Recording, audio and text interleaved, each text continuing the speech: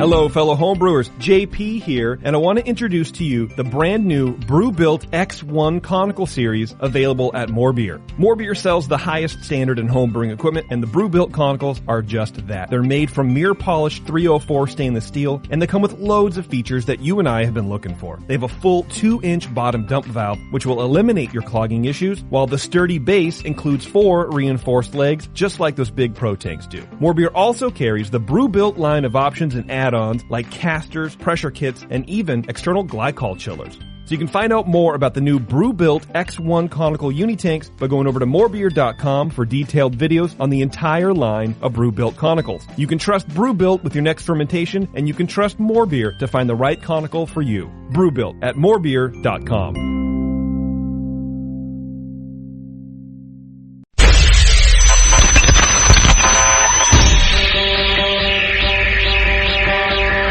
Home brewers, craft brewers, beer lovers, beer drinkers. Get ready for an all-new experience in information exchange and beer culture. Your only source for live beer radio that brings expert brewers from around the globe right to your home. You're not just listening to broadcasters, it's the Brewcasters on the Brewing Network.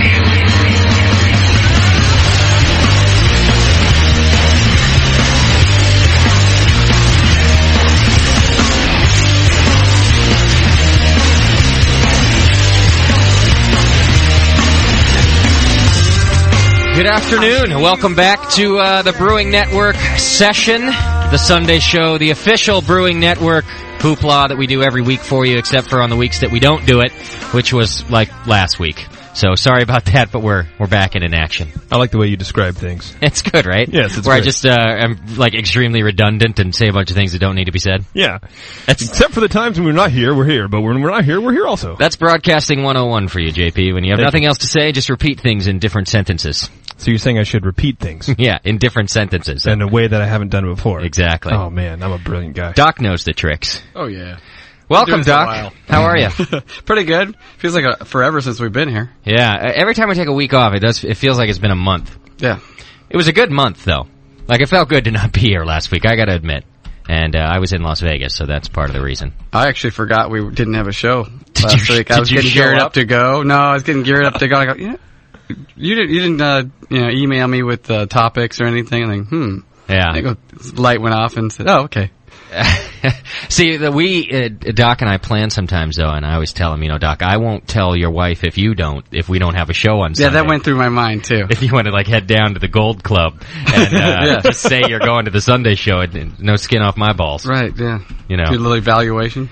Yeah, exactly. Do some recruiting. Well, unfortunately, there is no stripper chat moderator this week. We're still working on it. It's going to be a long and intense process. Hey, give me $1 bill, see what happens. JP is once again your chat moderator. Hello. And this week he has mod superpowers.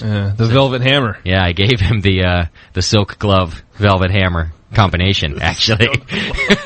So, if you act like a dick today, he's gonna just kick you right out of the chat room, and I have a feeling everyone's gonna be real nice. Anytime they get ornery one week, everybody comes back like little rabbits the next week. So does that mean if they act like a dick to JP or just to each other? I think that JP is going to have to make the call on that. Sometimes I don't care if you act like dicks to each other. The only thing I do care about in there, though, guys, is new folks come and use the chat room. Go to thebrewingnetwork.com, hit the chat now button. If you're a podcast user, this is something you're missing out on. It's really a good experience and a good part of our show. Half the fun takes place in the chat room. But you guys that are in there every week, just make sure you keep the environment nice and friendly for the newcomers. You don't want to scare away the new folks. Yeah, and it's not that, new folks, it's not that anybody's mean to you. It's just that some of those guys in there are real good friends, and before you know it, there's dick jokes flying around, and every other person is a fag, and all sorts of weird stuff. And I don't like censorship, so I'm not going to take out cursing or anything else. Just be nice to the new people. All right, you got to make the environment warm and friendly, because the point of the chat room, remember, is that you can pass questions along to us, to our guests, and whatever the topic is. So make sure that it stays conducive to that, and then I don't care what you do. They want to know if you won anything in Vegas. No, or if you bummed money on the street from a stripper to gamble. I blew a stripper for cash. That's how badly I lost. I ended up blowing a stripper. I lost everything that I touched, and I never really go with a lot of money anyway. Did you go pee? And certainly not now. Every quarter I put in, every dollar I put down, every beer I drank. Yeah, I lost your beer everything. too. Yeah. Oh man! So at one point, after losing for a couple of days, Doc, I just went and sat in this dueling piano bar and watched these guys make like $3,000 in like 4 or 5 hours doing their shtick, their dueling piano shtick. Yeah. You know, you go and they're just like, you go to a piano bar and they're supposed to be able to play everything that you call out. Any request you make, if you're a good piano bar guy, you can play it. And I used to think that that's where all the money was. That's not where the money is. Yeah. Not only could these guys do that, but they had this really clever gig going on where they would get one side of the room to fight with the other side of the room, and they would fight monetarily, like the highest bidder gets the song. So, for example, it's March Madness right now. So you got a bunch of Ohio fans on one side saying, "Hey, can you play the Ohio State song?" You got a bunch of Kansas fans on the other side, and so the guy starts playing Ohio State. The Kansas fans get pissed, and they pay more for him to stop and play and they go back and forth, and they did this like men against women too. So like one guy's just telling like chauvinist jokes and singing, you know, Born in the USA and just a bunch of man stuff. The other guy's singing Girls Just Want to Have Fun and Vogue, I don't know what else. And they pit the men against the women in the bar. Over a course of 15 minutes, I watched them make over $450 by getting these drunk idiots. That's incredible. To pay hundreds of dollars at a time. No, don't play the man song, play the chick song. And I'm sitting there going, man, I'm in the wrong business. I mean, that's doctor money right there, Doc. 15 minutes, $450? That's surgeon stuff right there. That's doc money. And you don't even get your hands dirty. Yeah, they don't have to do anything. They're just singing songs. For $450 in 15 minutes, some people have to say, you should floss more. That's true.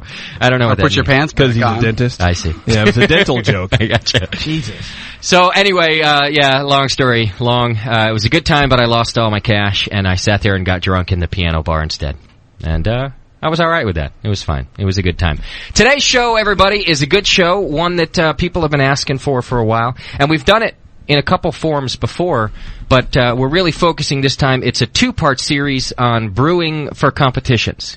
So today, with Dr. Scott, and Jamil's going to Skype in and help us out in the next segment, we're going to cover how to brew a good beer for competition, how to carbonate and package that beer, and how to ship the beer. And those are the things today. A few of you already posted some questions in the forum, which I've got, and a few others are in the chat room already sending questions to us. You can call us 888-401-BEER, join in the chat to ask questions, or Skype us, which I hope is working, at the Brewing Network. Did it fix itself? No, I saw that it definitely broke itself as my computer's on the fritz, and I have a lot of different sound cards, and they got all mixed up, and I put them back in order. So should be working. I tested it. It wasn't working last time. You couldn't get it to work, and I don't know if you've even done anything since then.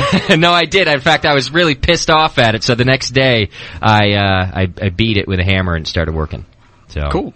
All should be good. Those are the ways you can ask us questions today on our Brewing for Competition, Part 1.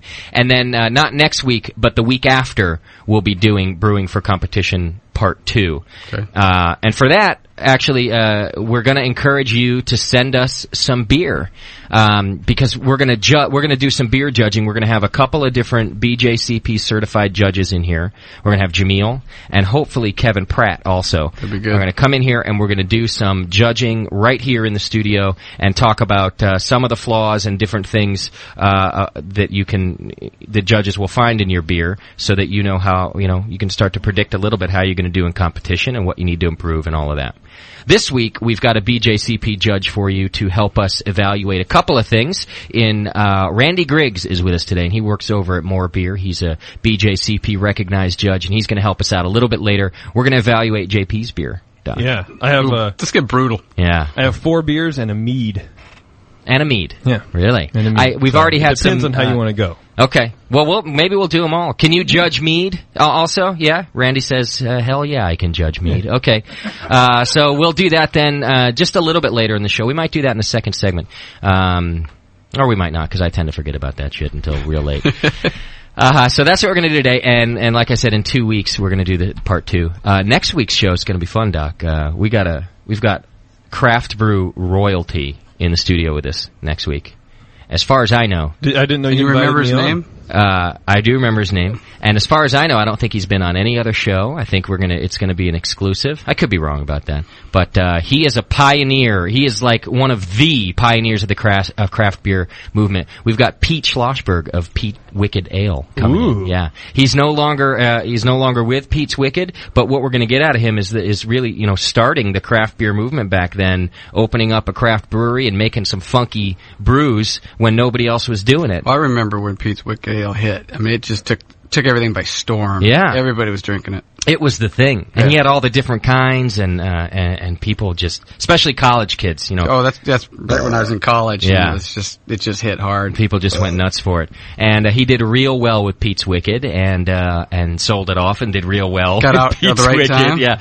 But I think he's going to be a great interview. He's a real nice guy, and I'm just real curious about how he started that whole thing. So he's with us next. He's coming in, in the studio. I'm hoping so. I don't know yet. Okay. We may do a phone thing. I'm trying to get him to come on down here. He's a friend of Sully's too, so we just got to tell him it's a lot more fun to hang out in here. He only lives in South Bay. Yeah, I think so. Yeah. So we're gonna try that. So that'll be next week, and then the week after will be the part 2 of today's show. So again, 888-401-BEER is our phone number. Join us in the chat room or Skype us to ask all your competition-related questions. All right, a couple other announcements. There wasn't a March newsletter. I know I said on the last show I was going to get it out in a couple of days, but I didn't. So I'm just gonna put March and April together, and it'll pretty much just look like April, but I'll put March on the title.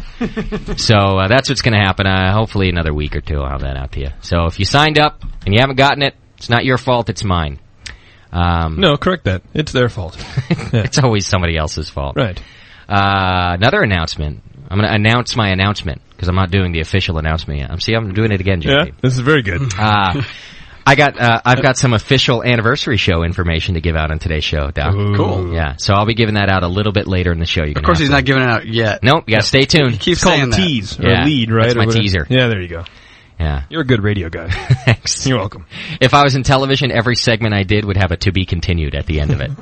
I love those. It's like the news. The bad thing is you forget to do it. Yeah, I know. That's true. I like to be continued. I'll make sure I get that to you at some point. So I'll be telling you, I've got some great information about the anniversary show. I'll be telling you a little bit later. And finally, I want to talk about the podcasts up on iTunes and all the different podcast programs and all that. I never really cared about the ranking part of it. You get ranked by your popularity, but also people can leave comments and people can vote for you on Podcast Alley and stuff like that. And it's always nice when people leave comments. That was always cool to see, and the good and bad, I didn't care. But I never thought it was mandatory. But in thinking about it, it actually is great for our sponsors if they can see us high in the rankings and stuff, which we would be if I guess I made a point of you guys going ahead and voting. So I just wanted to mention, both for the Jameel show and this show, don't worry about Lunch Meat because I'm not selling that to anybody. Hey, fine. Wouldn't that be great if that'd be your number one ad revenue? If out of the blue someone picked up Lunch Meat above any other show, never going to happen. Oh man, it's a nice dream.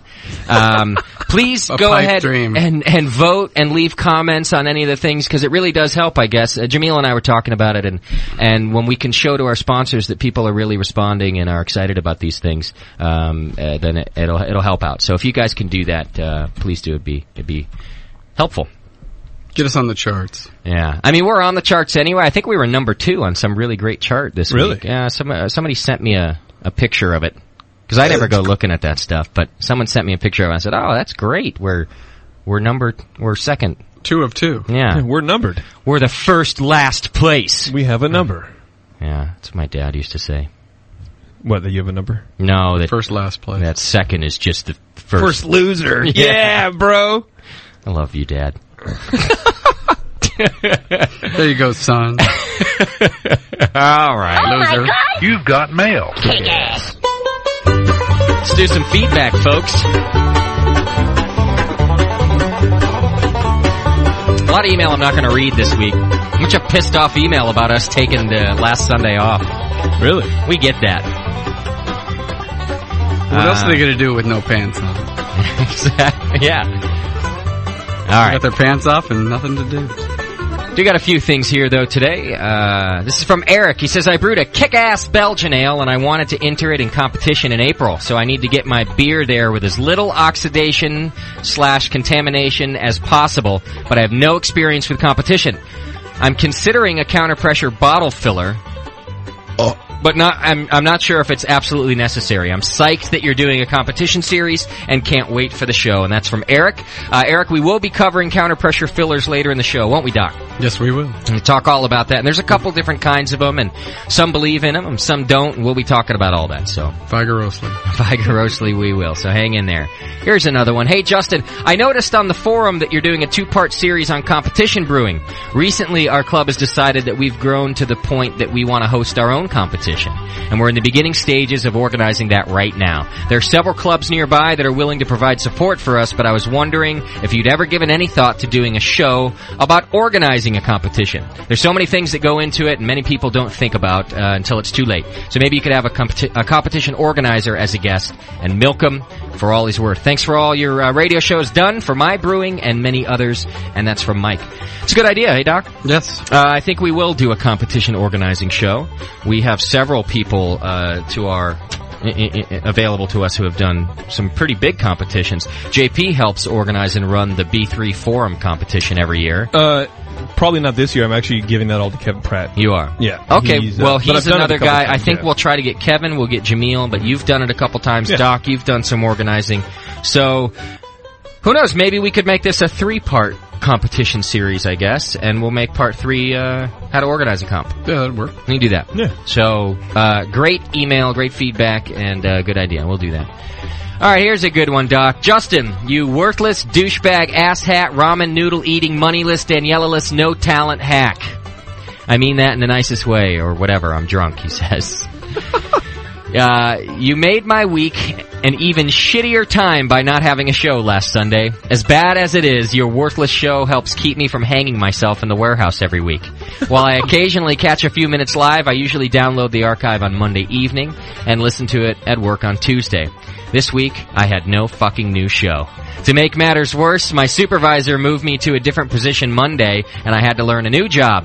My new position hands me 3 days of work on one day. If it weren't for my coworkers coaxing me down from the shelves in the warehouse, I might not be here to write this piece of hate mail. I know Daniela is gone, but take your fucking Prozac and get your ass in the studio so the rest of us can stop taking ours. And that's from Trev Moon. Wow. Yeah. Jeez. We've got people's life in our hands. We do. And Doc didn't refill my prescription of Prozac last week, so that's why I went to Vegas. The little blue tank is empty? Yeah.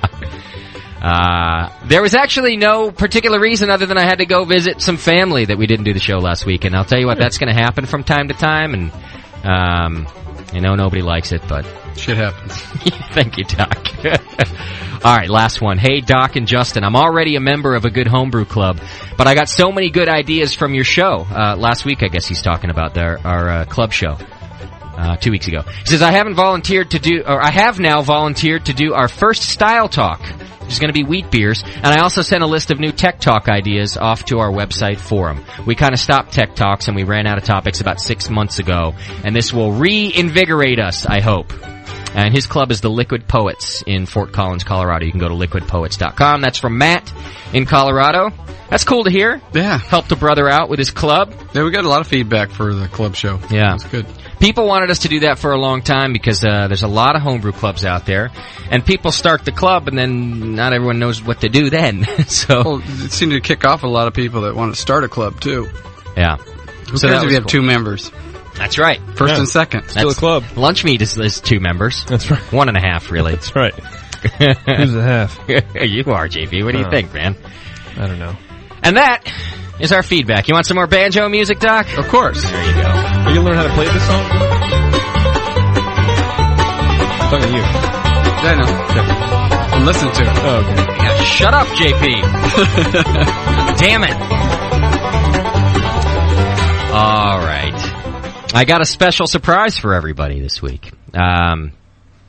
It's a Daniela special surprise. She was going to call in live and do something on the show, but something happened with work. She got to be there real early now, so she didn't do that. But she recorded a message for us. Nice. Isn't that cool? So this was. Look at the picture on the doll over there. Yeah, just look at the Daniela doll. Our chat moderator, otherwise known as Thug Bitch, hanging over here in the studio, and you can think of Daniela. It wasn't just for us; it's for all you listeners out there too. We told you that Daniela wouldn't just disappear. So here you go, a little message from Daniela, direct from Germany.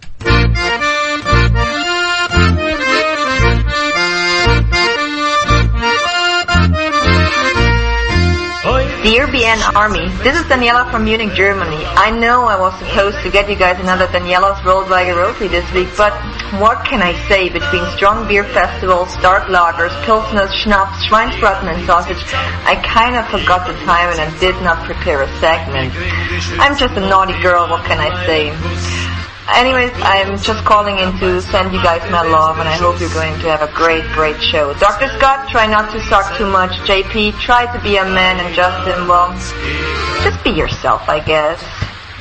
P.S.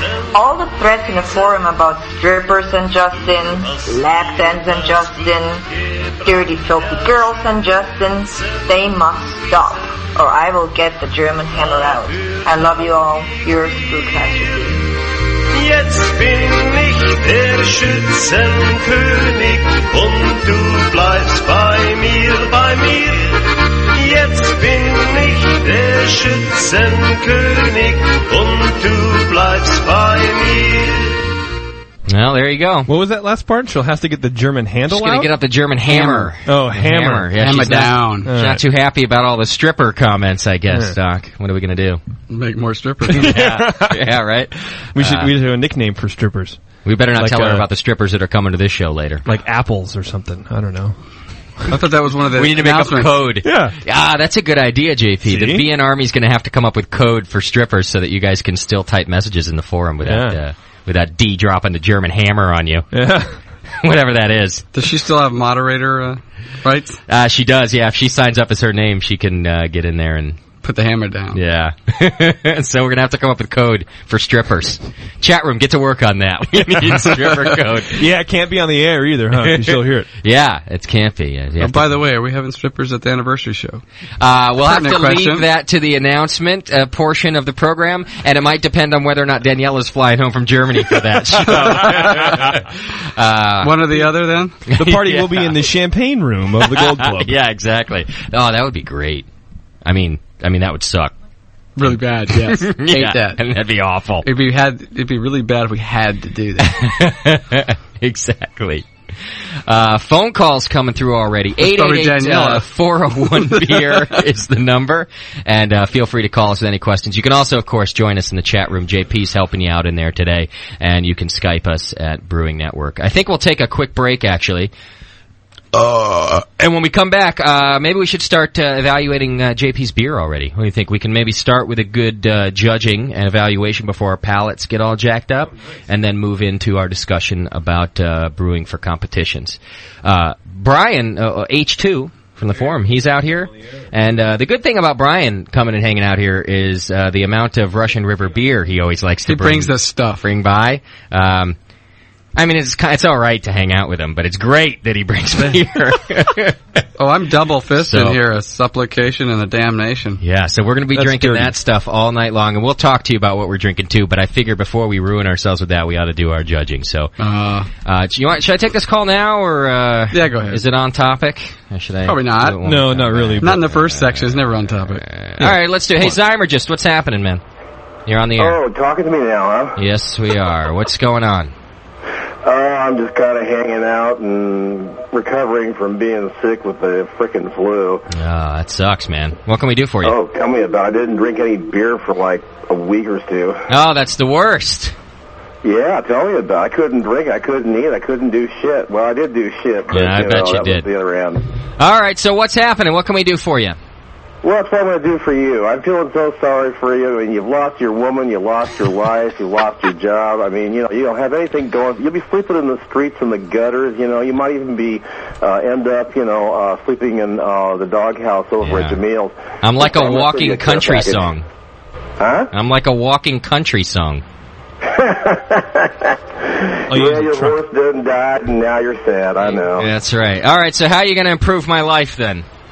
Well, I'm going to send you some of my homebrew, something that will, kill the pain. All right. Because, you got to suck the pain away, right? That's right. I asked JP to suck the pain away yesterday. He wouldn't do it. Suck blow. Well, you didn't use the right approach. Yeah, I guess not. Well, they say... you got to be smoother and gentler. A moment on the lips, a lifetime on the hips, you know what I mean? And I'm going to send you some udder cream. All right. That sounds great. Oh, yeah, great. I'll also send you some good old, frickin' Tillamook cheese and some Reese's sausage and some really tasty champagne crackers.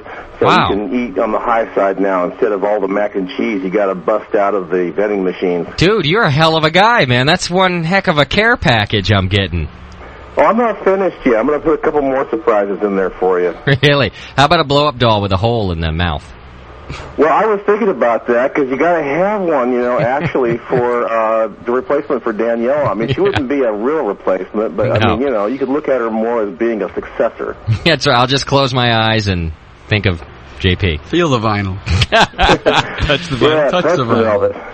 Hey, that's awesome, man. I really appreciate that. It's very kind of you. Oh, hey, no problem, brother. But you better make it your sorry ass up here to Portland end of July for the Oregon Brewers Festival. I'm thinking about it. I think I'm going to go this year because I missed it last year. So I might just do that, and then we'll have to hang out and have some beer. That sounds like a plan, man, because I got 3 taps. I got a nitro tap. I've got soda taps. So for those people that, can't stomach, good, strong beer, then they can have some of my soda. Beautiful. That sounds good. Just don't roofie me. That tends to happen often. And worries. Yeah, if you need a place to crash out, there's always my garage. There's my front porch. There's the back porch. Whatever works for you. All right, brother. Thanks a lot, Zymergist. All right. Talk to you later. You guys be cool. Cheers, man. All right, later. Very nice dude up in Portland there. That's kind. We're gonna have cheese and stuff. And reefer sausage. And reefer sausage. And udder butter. I like me a good reefer sausage. Yeah, you do. But then again, who doesn't? You know what I'm saying, everybody? It's the official Brewing for Competition show, part 1. When we come back, we're gonna evaluate some of JP's beer, and after that, we'll get Jameel on the line. Hang in there, everybody. It's the session. You're listening to the Brewcasters on the Brewing Network.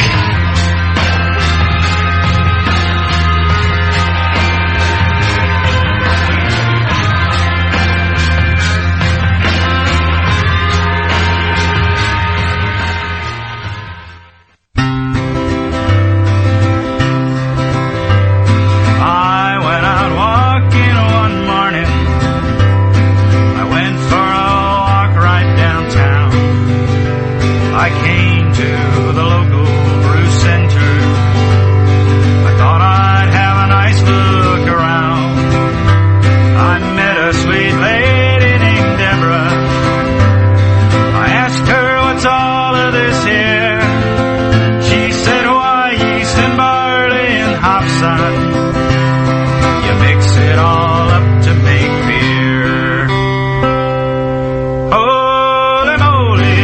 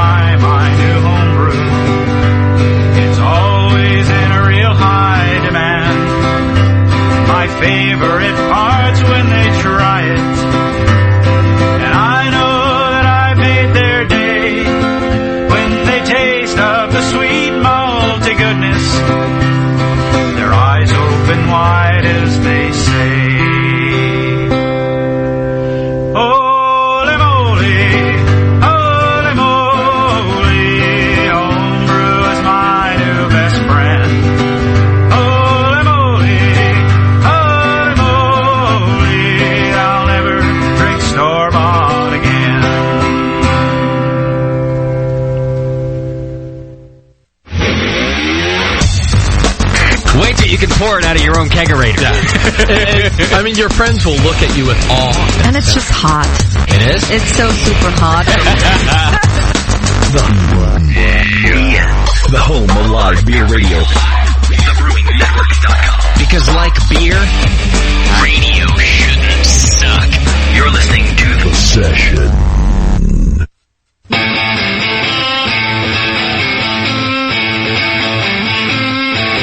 You're listening to the Brewing Network. Because like beer, radio shouldn't suck.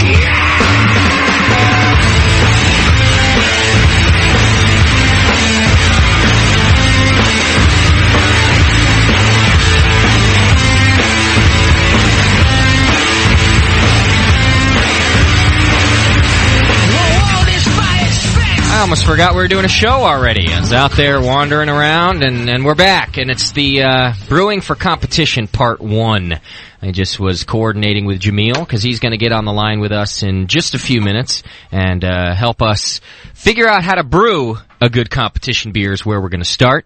And I got a few questions from you folks already to help us do that. And from there, we're going to move on to how to carbonate and package a beer, meaning how to get it into that bottle the right way and keep it clean and sanitary and properly carbonated. We're going to do that. And then the last thing we'll cover for you today is how to package and ship that beer and when to ship it and who to use to ship it and how to make sure that it gets there safe. So we'll be doing all of that on today's show. 888-401-BEER is our phone number if you want to call and ask us any questions about this, or you can join JP in the chat room, or you can Skype us as long as Jameel isn't on the line, which hopefully he will be soon. I wanted to mention that was a new Homebrew song that we played at the break there. It was sent to me by a dude named Will Sevy.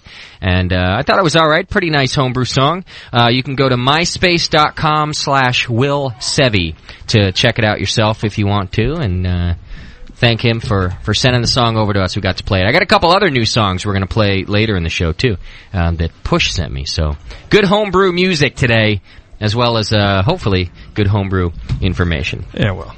All right, so what we're doing right now, first part of our show today, is we're going to evaluate JP's beer. I figured it'd be good to start with a judging. We've got a BJCP recognized judge, Randy Griggs, hanging out with us today, and he's going to help us judge JP's beer. Randy, what's happening, man? Hey, how's it going? This thing on? Okay. It's on. You're good. You're working. Perfect. So here's what we got. Randy's got a score sheet in front of him, so he's going to do an actual scoring of JP's beer. The rest of us are just going to kind of look at the score sheet and evaluate how we do these things, and see what we think of JP's beer. And he's got a pen over there and ready to go. Why don't you go ahead and do your thing, and we'll kind of taste it and talk about it among ourselves, Randy, and then we'll go back to you and see what you think about it, if that's cool. Alrighty, I need to know what kind of beers we're drinking here. That was my first question, too. All right, JP, what did you give us? Let's start with the first one. I decided, out of the 4 beers, I decided to give you guys the most interesting. The first one that looks orange in hue. Yeah. I don't know. It was actually, and I thought this would be a good topic. It was actually supposed to be an Irish red, or not, American red rather. But I kind of missed on the color somehow. I don't know how. And then this is one of the beers that froze. You know, I've been going on about this freezing thing, and I want to salvage it, and I'd really like to be able to enter it as something. I'm kind of thinking, like an IPA.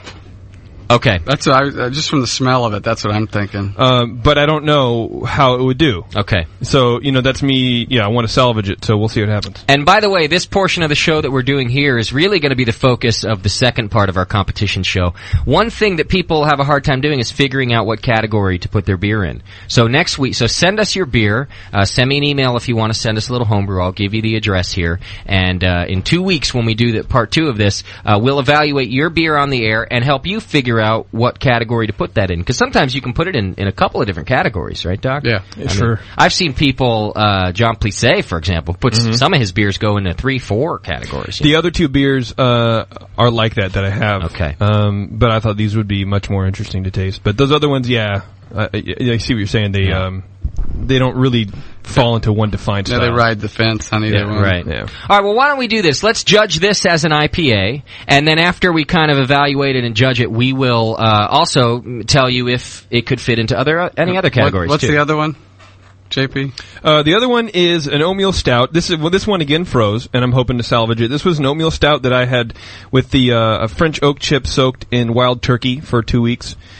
Put the oak chips, or the oak cubes in there rather, for about 2 months. And so I want to know if, number one, it's a good representation of a bourbon oak oat stout, and second, if it would actually win anything. Which is the main thing, I guess, right? Will it matter what we say? You're still going to put it in? I don't know. I'd like your honest opinion. What if we say it sucks so bad that you should never brew another beer? Is that going to matter? Well, does it stop you when people tell you that? No, it well, hasn't then yet. there you go. But you're different. Yeah, it's true. I am very different. All right. No, it won't stop me at all. Doc, why don't we go ahead and have a taste of it? And Randy's going ahead. He's filling out the whole BJCP score sheet, so we'll go back to him, give him a little chance to take his time on it and do it. We'll go over a few of the points. How's the aroma over there, Doc? Aroma-y. First thing I get is a little bit of sour taste or smell to it, and then the hops come through. But I get that almost a mildewy smell to it. That might be my growler. I get hops and a little plastic. A little plastic. I don't know if I get moldy, but I guess maybe that's what I get right at first, and then the hops come through. Yeah. So would that be, if you were judging, would that be something right off the bat you might dock it a couple for the aroma? Because it's not all hops, it's a little of something else. I'd mention it, but the first thing I thought, I haven't even tasted it, I just smelled it. Sure. I thought IPA. My first, just looking at it and smelling it. Okay. And the appearance, what do you think? Does it fit within the style? I think it's a little dark for an IPA. Is it? It's more in the pale ale category. Okay. It's probably about a 12, 13 SRM. It's a little bit dark. All right. I just tasted it, and I honestly don't know if I like it or not. Yeah. No, I agree.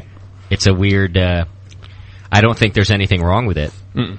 I guess maybe I just don't know if I like what hops you used and stuff. Is this a new recipe for you? Something you've done? Yeah, for it's a something while? I threw together. It's actually for my friend's birthday, and this is what we were talking about the other day. This is one of the beers that froze, and I think it changes a beer afterwards. Yeah. Okay. So I'm definitely not proud of it. It's not something I want to show off to anybody, or give it to your friends, or give it to my friends. But you give it to us. Yeah, well, friends, whatever. But I want to make sure. I just want to see how it would do in a competition if I should enter it, because it was a beer I was going to enter in the first place. Yeah. But now that it's different, am I just wasting? No, it definitely needs more carbonation, though. Yeah. Yeah. Well, you put it in the growler, so you're going to lose some of that one. Yeah. But it just it makes it kind of lay there. Mm-hmm. Yeah, it's a little flat. It coats the tongue a little bit too much. It doesn't, and we'll talk about that later with carbonating and packaging. Yeah. When you send it to a competition, why you need to do what you need to do. We'll cover that'll be an important part. That's my teaser. Very nice. Now I'll tell you this. I do like this. It has a real smooth bitterness. It's not harsh. It doesn't. As Jameel likes to use, it's not, because I can't think of a better word. It's not cloying. It is so for an IPA, I like them when it's not a real kind of kick you in the nuts bitterness. I like it to be a little smoother, and that has that. Yeah, it's got the bitterness there, definitely. Just don't know about the flavor, the actual flavor of the hop. I don't know if I like. It could be the specialty malt too that I put in there. I don't remember the recipe offhand. So, right. But it could be that, because I was going for more of that kind of malty. You put Cara Red ale. Yeah, I did actually. Yeah. Thought so. All right. Mouthfeel. I think the mouthfeel would be great if it was carbonated. Yep. Yeah, because the body, I think, has a great body. It's got a good body. Yeah. It's like I said, lays it on your tongue a little bit with a little more carbonation. I think it'd be actually pretty decent. Yeah, I think that part is pretty good.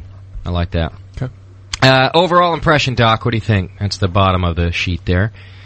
How would you? You're not a big IPA guy. No, I'm not a big IPA, but as a beer, yeah,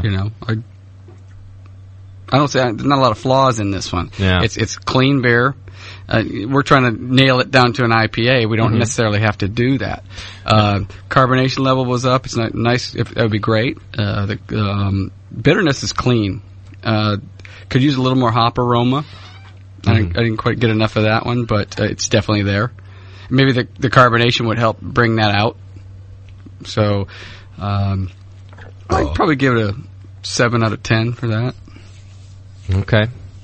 I'm not going to judge it like overall impression because I'm not qualified to do that. I'll do my judging system for you will be whether or not I'd order it again. Yeah, I wouldn't order it again. Okay, thank you. But I also wouldn't have sent it back. I'd have finished it.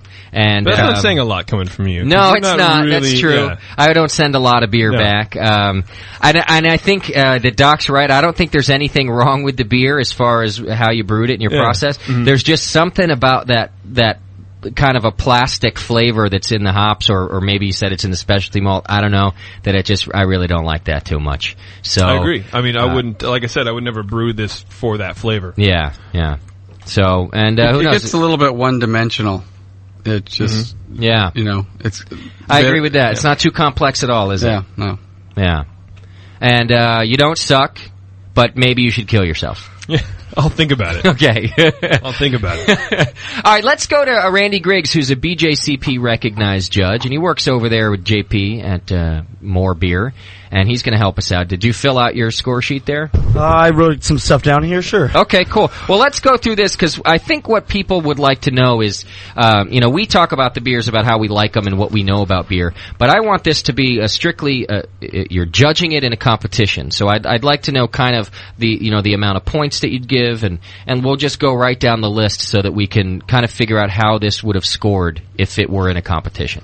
If that's cool by you. That sounds great. All right, so I guess we got to start. It's weird to me that it goes aroma and then appearance. Don't you think? But I guess it doesn't matter. Yeah, I don't know. I'm just looking at the sheet and how it goes. I think they want you to smell it first, then look at it, and then look at it. Yeah, you're not bound by the sheet. You can go any way you want. Come on, Justin. Because sometimes I smell my women first before I look at them too. So I guess it's not all that weird. Hey, Justin, that's I have probably a girl you want to meet. Oh yeah, she smells good. I'll look at her. Yeah. Or what's she smell like? And by women, I mean my hamster and my dog. By the way, just to clear the record. For those of you out there who care. All right, go ahead, Randy. Let's talk about this beer from a judge's perspective. Well, you guys pretty much nailed most of it. Aroma, 12 points out of 50 is allotted for it. I also pick up the kind of plasticky notes. It's definitely a high alpha hop, very apparent. Okay. Do you remember your hop? I think it was Chinook. So yeah, he's right. It was definitely high alpha. Okay. It's a 10 plus at least. In color, as Doc said, it's a little dark golden, a little too dark for the style, but probably only 1 point is allotted for color. Appearance only gets 3 for clarity, head retention, and color. Yeah. So what were your points for aroma? I gave it an 8. You gave it an 8. I gave it an 8. I think the 8 out of 12. The malt dominates, which is classic for the style. It's not a real fresh, nice hop. It's very piney, somewhat grassy. I get a lot of grassy notes in it. Okay. Appearance, I gave it a 2. A 2 out of 3. All right. A little hazy, a little dark. I didn't hit him real hard on that. It's 3 points. Okay. As far as the flavor, a very resinous hop flavor. Malt's a little subtle. Like I said, not complex at all. It's not giving a whole lot of life to it. Yeah. Let's go back to resinous for a second. What does that mean? Is that grassy thing too? Or? Resinous is a little different. Let's see. To describe resinous, the real lasting. It's not a sharp bitterness. Okay, but it kind of hangs around in your tongue. Yeah, real heavy on the tongue. Exactly. Okay, all right. That's fair enough. It's. Once again, with that much hops and a real high hop, I like to see a lot of balance in a beer. You really should have a malt background to support the hops. Yeah. There's definitely good character malts. It's got some malt to support it, so it's not undrinkable, but it's not balanced quite enough. It's not balanced, exactly. Okay. Then down to mouthfeel, 5. How many points did you give it on flavor? On the flavor, 13 out of 20. 13 out of C, you do suck, JP. No, that's not sucky. That should be a box right there to check. Does the entrant suck? Yeah. Yes. You know what? When our first BN competition that we have, that will be a box on our sheet. Should this brewer wear pants when he brews? Yeah. You get an extra point for no pants. See, now I really wanted to send to give you guys a beer that I actually wanted to send. Yeah. You know what I mean? Because Yeah. I'm going to get hit with both of these beers because they both froze and they both taste like crap now. No, but if so you serve them to us. Yeah. You know, I know that it's at your expense, but if you had brought us some great beer, we wouldn't get as much out of this segment. So, No, and that's why I did it. But I you know, Yeah, it sure. just, you know, now it's a little pride. It's like, well, no, I can make a decent beer. Everybody at least. knows Yeah. that. Come on, you've been brewing for long enough. I know. This is decent. I know. All right, but we're talking competition here. Yeah, I know. All right, so we're down to mouthfeel, and what did you think about that? Well, out of 5 points of 50 for mouthfeel, I gave it a 3. The body is very apparent. It's got some depth to the body. It's a good drinkable beer. It's a little flat. It's got a good body, though, overall. Low to medium body. Okay. Overall impression, 10 of the 50 points, I gave it 7. Oh, okay. It's a very drinkable beer. I could sit at a Yeah. bar and kill a couple of these and stumble home. It wouldn't be a problem. Overall, stylistically, it's not dead on, and beer competitions are really based on When it comes down styles. to first, second, and third, it's about Okay. what's dead on. Even to get to first, second, and third, it's got to be a good beer. Okay. And then from that, well, yeah, just to get up to that, to be on the table in that second round there, then it comes down to what beer fits this style the best. Yeah, exactly. So let me ask you this. You could put this in experimental. If you had those beers are pretty bad usually. The experimental beers. Yeah, who gets the low man on the totem pole to get that one? Just random. Yeah, you've got to make good friends high up. All right, if you had talking about it being close enough to style or not, if you had 2 great beers in this category that you were judging, they're both just outstanding beers, but one was closer to style than the other, would you have to then give the one that's closer to style the first and the other one the second? Absolutely have to. You have to. Yeah, that's kind of the rule. It's absolutely okay. So no matter who you know, all things being the same, whatever's closest to the style is going to. That's what comes to the top. Okay, fair enough. Okay, so 33 you got on this beer, JP, which actually is not that bad. No, it's not too bad. Yeah. I you think go home, pat pretty yourself on the back with that one. You can make it all the way through prelims. Yeah, all right. That'd be a first. That'd be a first. First loser. Yeah, because third place is the second loser. Yeah, or something. Okay, so we judge this as an IPA. What other categories could he put it in? Anything? Experimental. Just experimental, huh? With the hop level, yeah, it cuts out a lot of opportunities for. Would have had to stay right styles, there. Yeah, Okay. sure. Is there a double IPA category now? They just came out with it. Imperial with some new ones. IPA is Imperial. Yeah, but I don't think it would even. I mean, I don't think because a lot of bitter, but I don't think there's any flavor or really a whole lot of aroma, so I don't think it would go very. The hops are there, but they're not complex enough. It's not built very well. Yeah, on that one. Okay. That doesn't mean just throw a whole bunch of hops in there either, but. All right, let's do the other one too. Let's do that one real quick. And hey, Jamil, I hate to have to do this over the air, but give us a Skype call because I don't see you on mine, so I can't ring you up. So if you're there, go ahead and give us a ring. I'll get you on the line here because we're going to start our next segment here right after we taste this beer. So do that for me. All right. So what kind of beer is this one again, JP? This the oatmeal stout or something? You said? I think it was, but you know what? I think it might be my roommate's robust porter. It smells not like a stout. Yeah. I think I may have pulled the wrong one. Because there's a lot of trub in it. And you don't have trub in yours? Nope. Yeah, this is her extract robust porter. All right, which is fine. Let's judge that. It's actually pretty tasty. Yeah. I just tasted it, so I jumped ahead a little bit, but that's pretty good. You're not bound by the sheet. What do you think about that aroma there, Doc? Well, at first I wasn't getting any aroma, and then I held the glass in my hand because it was really, really cold. So I've been warming it up, and I'm getting the aroma. And I'm getting a solvent, kind of a smell to it. Yeah. It's also very esters in here. Yeah, a lot of esters. It's real sweet. I get a lot of banana. Yeah, absolutely. I definitely smell banana peel. Yeah. Yeah. See, now I went to banana chips, but it's all what you're used to, I guess. I beat this beer up, too, because I couldn't rack it. I was getting a siphon drop, and I was so pissed because I already brewed and kegged and cleaned it. I was transferring it forward, and I just poured it in the keg. Yeah. It got beat to hell. Is that right? Yeah. I'm sure she appreciated that. Yeah. Oh, she all of the effort she put into this, and then you just kill it. Yeah. And who is the brewer of this here, JP? Robin. She works at Homebrew. Terrific. It's good. I like it, actually. Appearance? It's kind of cloudy, huh? Yeah, just a bit. Nah, I'd have trouble finishing one. Would you? Yeah. And what part of it is bothering you? It's cloying. Yeah? Very cloying. It's just this sweet stickiness that just coats your whole tongue, and it doesn't go away. Then it turns into something sharp. It's got a lot of fusels. You can really get in there. So she probably fermented fairly warm, like really warm. Okay. And then let JP handle it. Strike two. The only thing she could have done worse was let me handle it. All right. How about any good qualities in the mouthfeel or anything?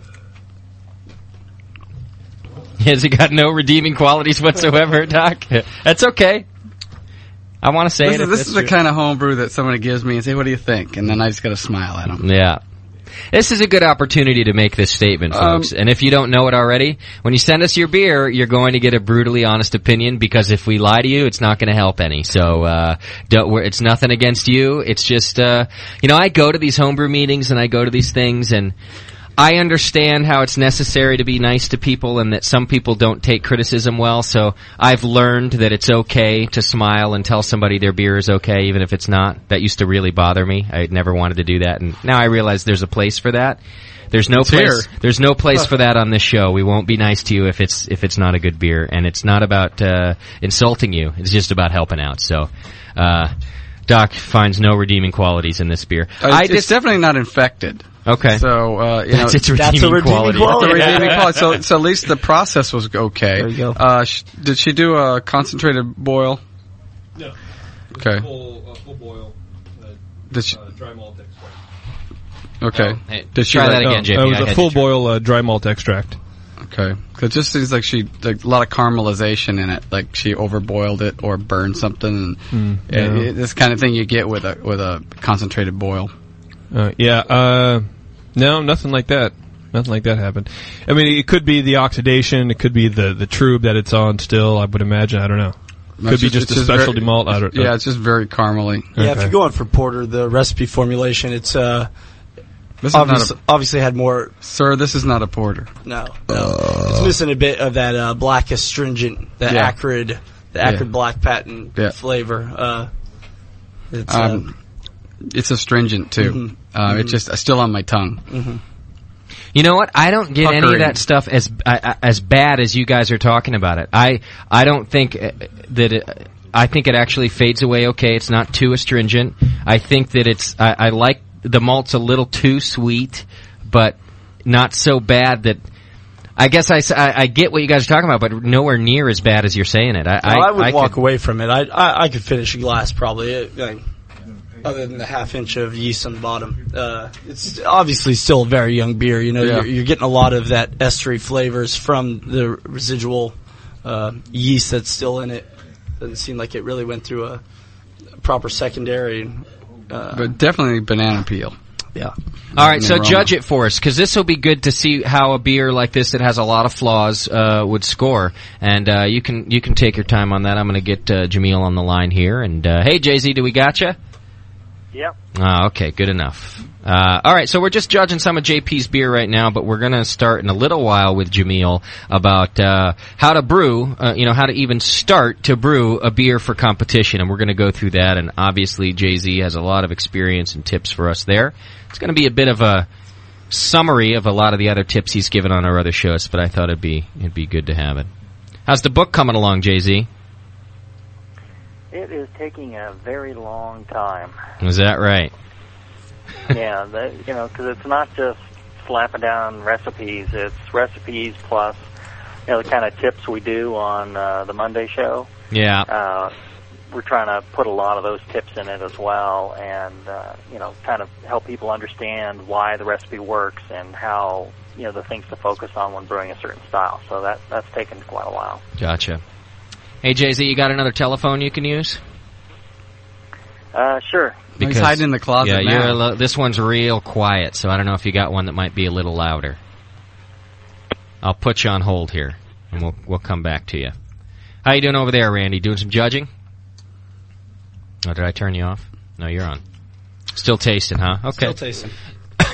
I think you're going to be the winner of today's, JP. I think your 33 is going to beat whatever this next one scores. Nice. Oh yeah, definitely. The winner of my own private competition. That's right.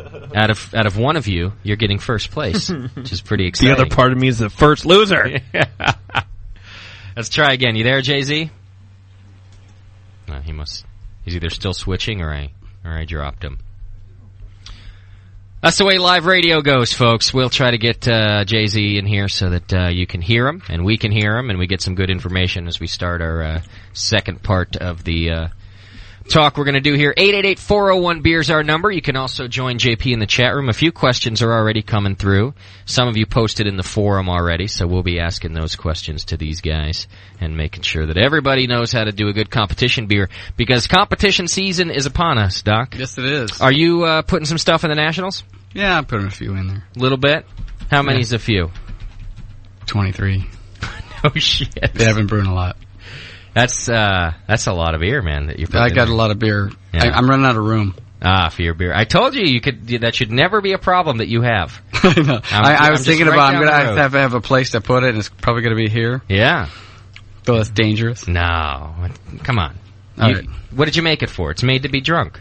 There you go. Bring it over here, and we'll get drunk drinking it. Yeah. How long did that Doppelbock last? It's still there. I took it. I keep taking it off of the kegerator so that we don't. Because it's, you know what? It's so great right now. It is such a quality beer right now that it's the first beer I've ever had here that I really, really don't want to finish. I'm going to be really. Sad when you pull that last pint. I may be a little more depressed than Daniela leaving when I pull the last pint of that beer. I mean, that's how attached to that beer I've become. Go curl up in the corner. Yeah. It's that good. So I took it off the tap and put it in there. My roommate Chad's like, "Hey, where'd that beer go?" I took it off. Don't touch it. It's over there, and you don't touch. Jay-Z, you back? Still here. No, you're still there. Okay, there. That sounds better. I can't. It's the same fun. Oh, but you're louder or something. You can't do no more. Because now you're okay. I'll talk as loud as I can. There you go. Not sure what's going on. No, you already sound better. Just talk loud like that, and it'll be fine. All right, Randy, how you doing over there on the scoring of this beer? Just about done here. Okay. Let's see. Now, Jay-Z's going to be in a couple weeks with us, and hopefully we're going to get Kevin Pratt in here with you too, Jay-Z. You guys are going to be doing some judging for us. To taste all kinds of stuff. How many beers are you putting in the Nationals? Is that top secret information? I'm not sure yet. I've been so busy with the book that I haven't even really gone through what I have available to enter. So hopefully in the next week I will get a chance to pull everything together. All right. I think Doc's trying to kick your ass this year. I'm just trying to make a showing. Yeah? Yep. You ever placed in the Nationals, Doc? I got a few into the second round. You did? Okay. This could be your year, man. You never know. Our Doppelbock, is that going? Yes, it is. Yeah. Yeah, definitely. Did you put my name down as assistant brewer? Not yet, but definitely. Yeah.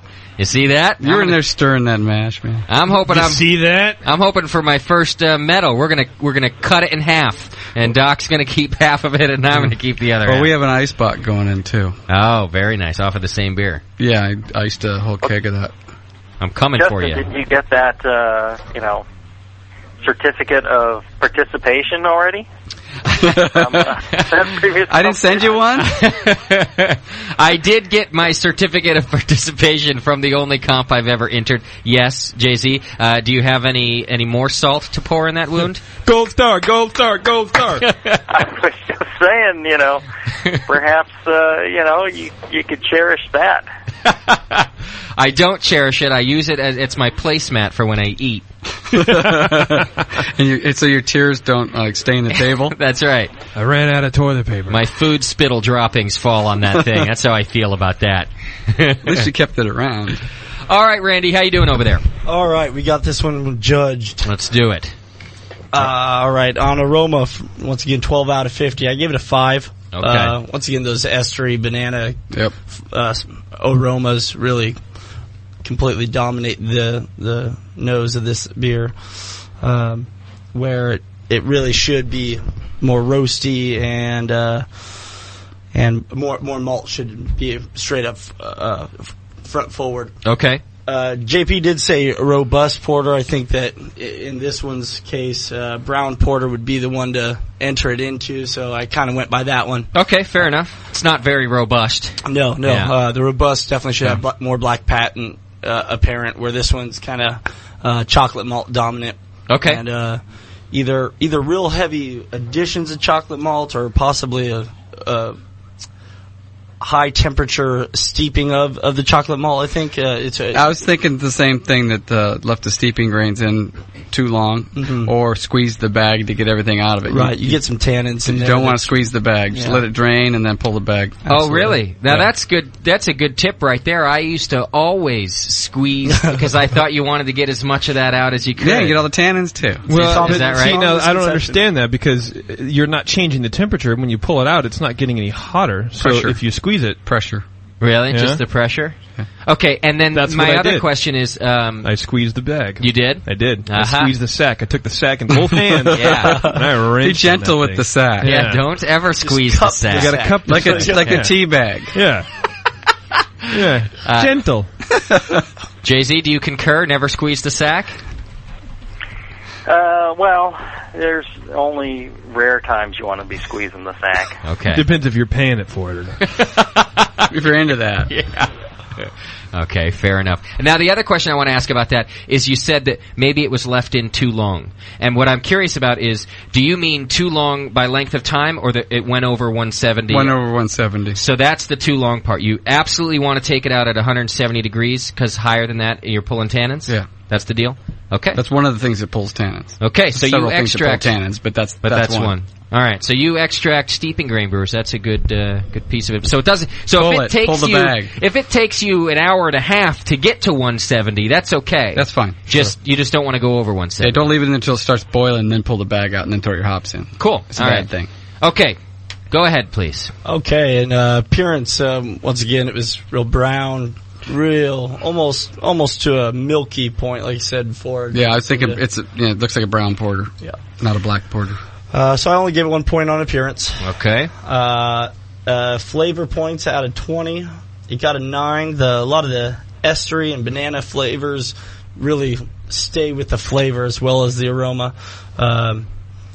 It's obviously also still young and yeasty. It's not clean.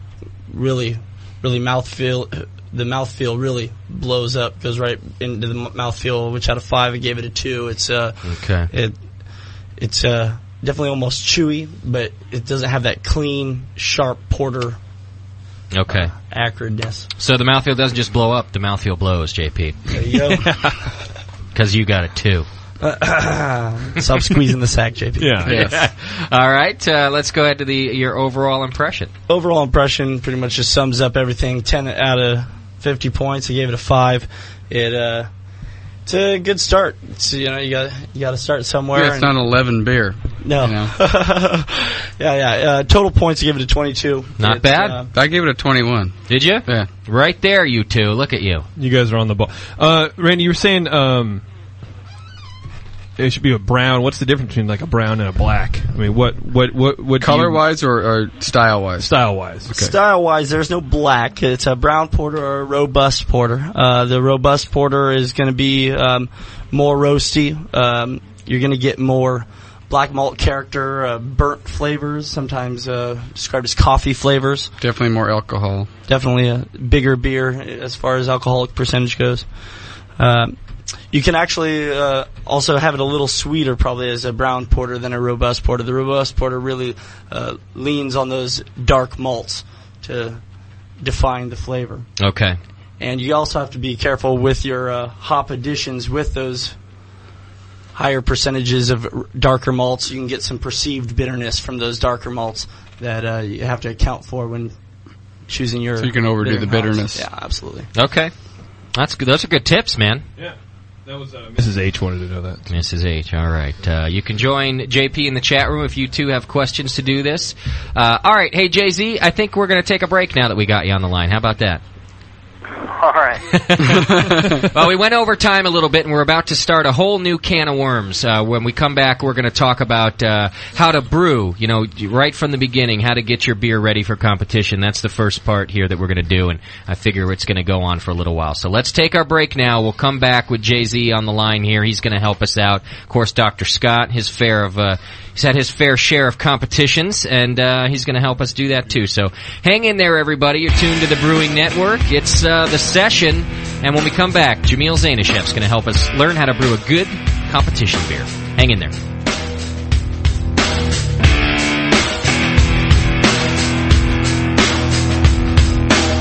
You're listening to the Brewcasters. The Brewcasters on the Brewing Network.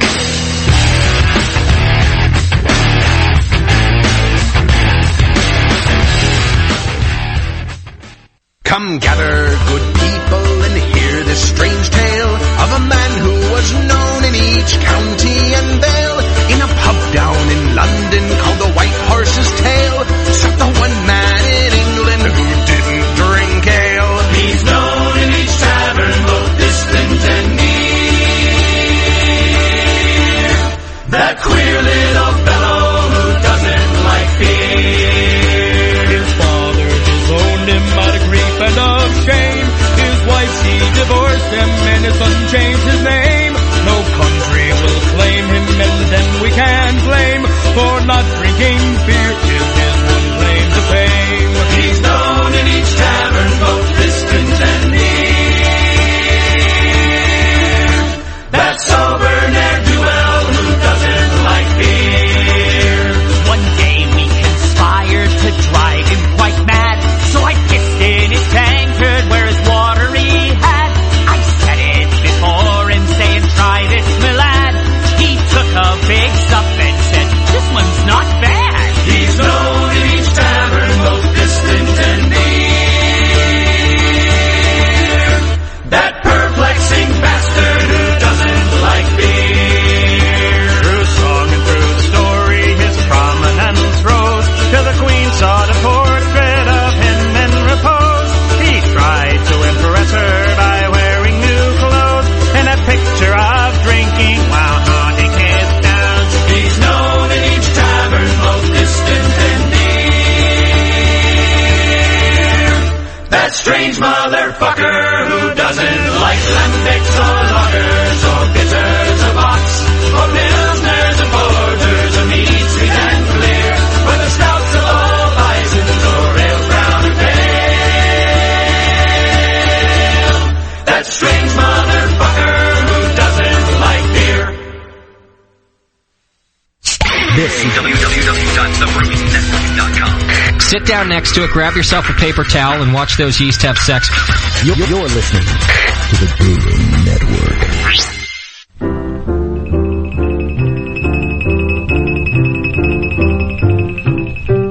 Selling nuts, hot nuts. Anybody here wanna buy my nuts? Selling nuts, hot nuts. I've got nuts for sale. 1 for $5, 2 for $10. If you buy 'em once, you buy 'em again. Selling nuts, hot nuts. You buy 'em from the peanut man. Selling nuts, hot nuts. Anybody here wanna buy my nuts? Selling nuts, hot nuts.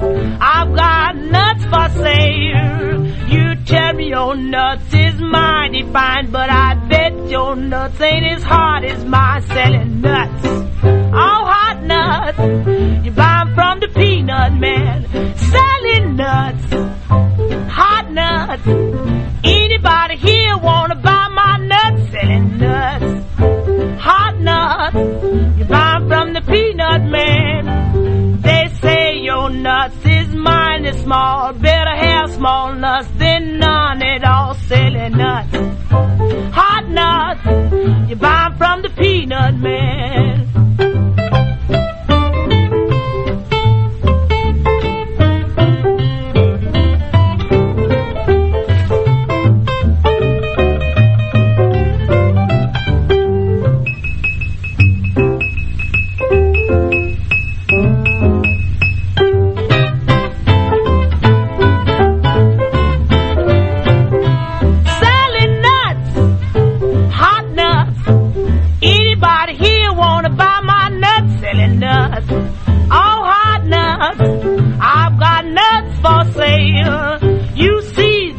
man all dressed in brown. He's got the hottest nuts in town, selling nuts. Hot nuts, you buy 'em from the peanut man, selling nuts.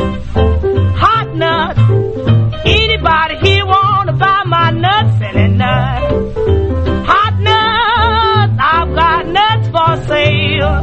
When a hog gets hungry, he begins to grunt. When a man gets hungry, he begins to hunt. Hot nuts, hot nuts, buy 'em from the peanut man.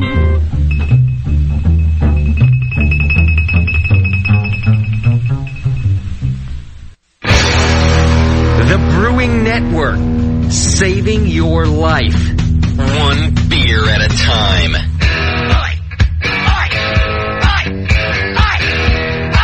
Well, all right. Welcome back to the Brewing for Competition Show, Part 1. Hanging out here, we got Dr. Scott in the studio helping us out. Randy Griggs, BJCP recognized judge, with us. Turned your mic off, though. Randy and I were just talking about appearance and how much it influences all the other categories. It only gets 3 points on that judging sheet, but, you know, it's a subjective thing with the judge. Yeah. And there's certain things they'll pull them. For example, we talked about a Pilsner that's not crystal clear. Yeah. It might get a 2 or a 1 out of 3, but it's going to influence everything else on down the line. So if you're trying to brew for a competition, your Pilsner's not perfectly clear, you might want to use some clarifying agents or at least filter it, something like that. Because even though it's, I'm only going to lose 3 points on it, well, you're going to lose more points in other spots on that one. If it's the wrong color, its appearance, they're going to think, well, immediately this is a different kind of beer than what it should be. If it's a brown and you're just calling it a stout, it's not quite black, it's going to pull from points from other places too. Okay. So really be thinking about appearance too. What's that, Jamil?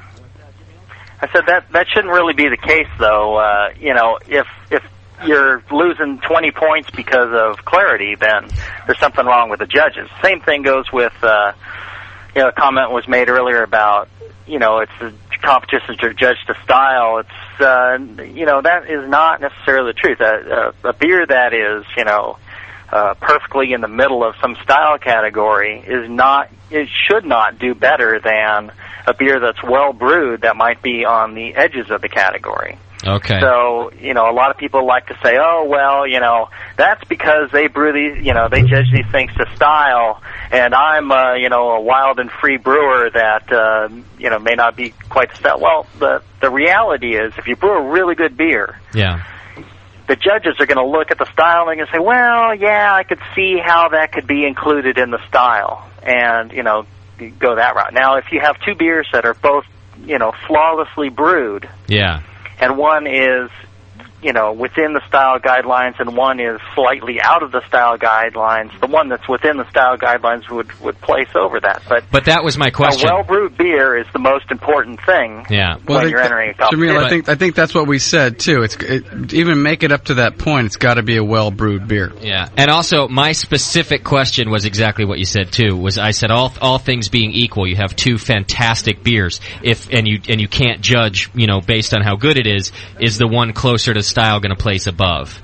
And right, but even but one that's on the edges of the style, if it's well brewed, yeah, and you got some other beer that's not so well done, right, dead smack in the middle of the style guide, that is that beer should not place. Okay, it's always the better brewed beer. Okay, the brewing is a key aspect of this. Gotcha.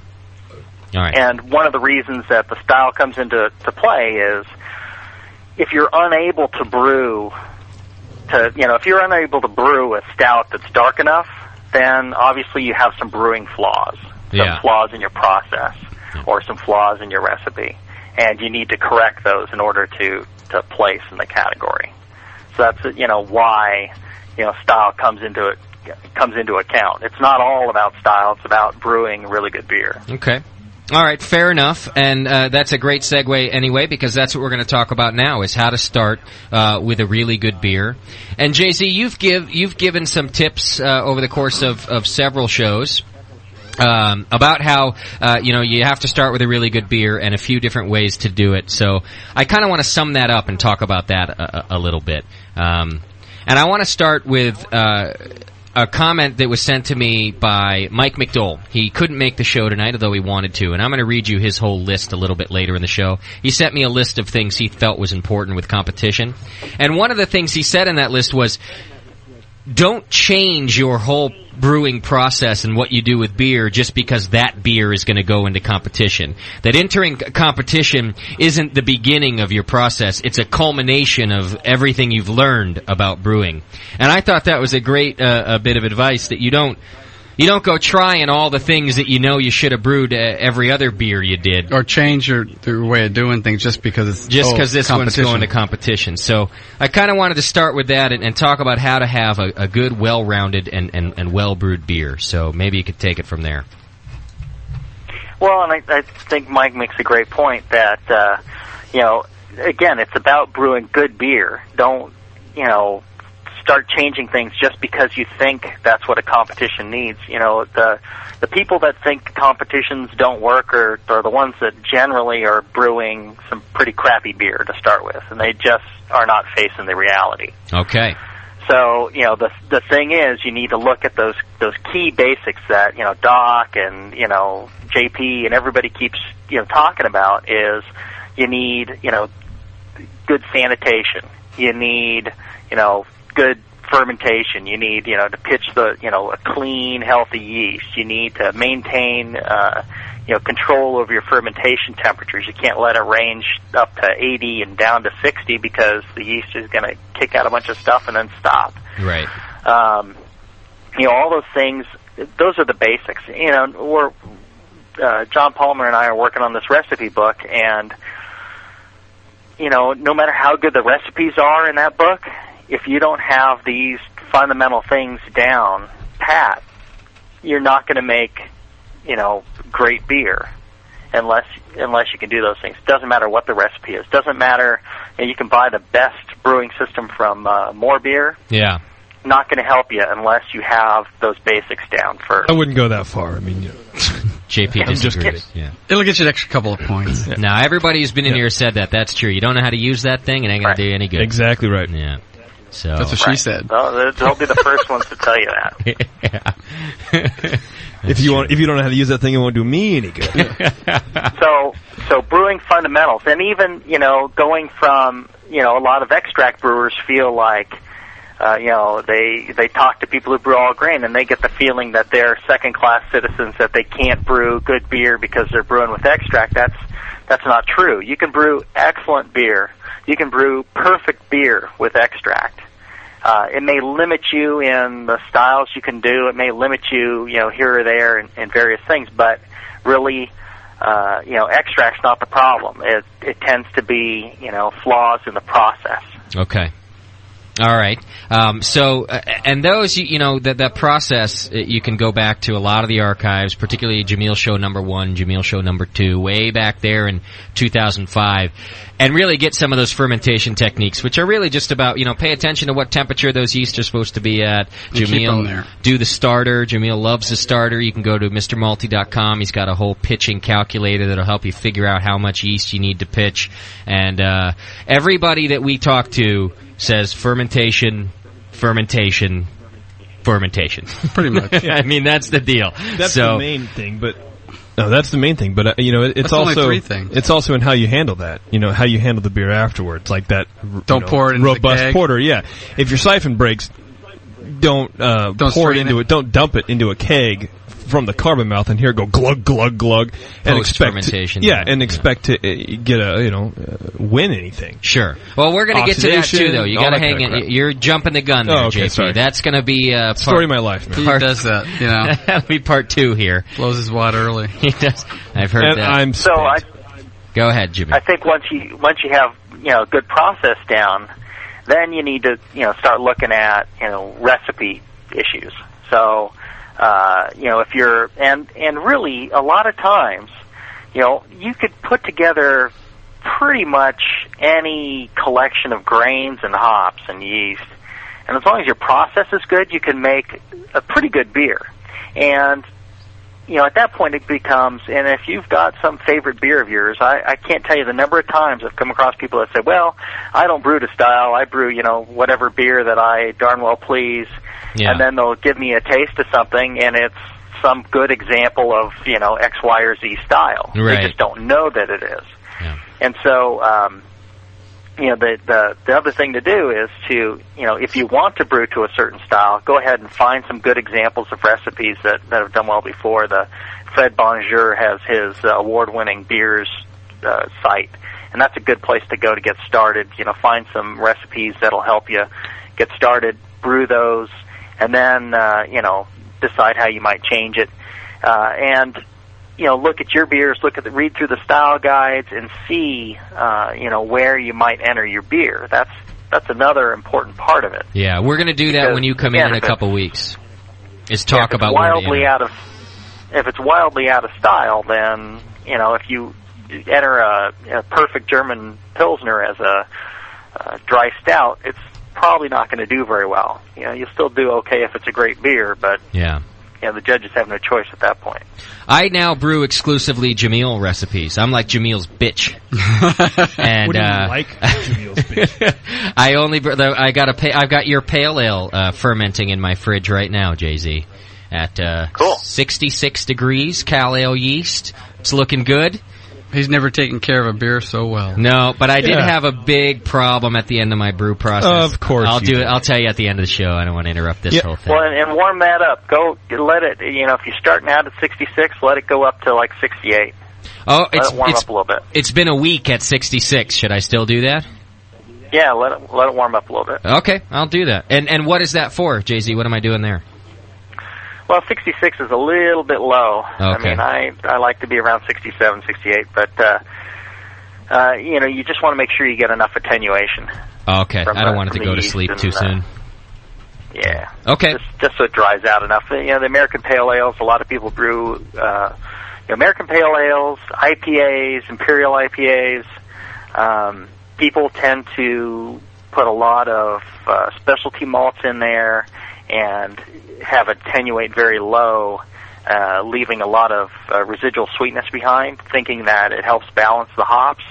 But it tends to just make it a little too cloying, I think. Okay. Vinny at Russian River. Yeah. My favorite word. He's done the Pliny the Elder, and it's a dry beer, a nice dry finish, and that's what makes it so drinkable. Yeah. If you have too much residual sweetness, it really fights that. Okay. All right, fair enough. All right, how about this? So, there's a lot of tips out there about how to brew a good beer. What are some telltale signs? Our beer is now done. We've brewed a decent beer. Maybe we've brewed 4 or 5 decent beers, and we've got them all kind of lined up there.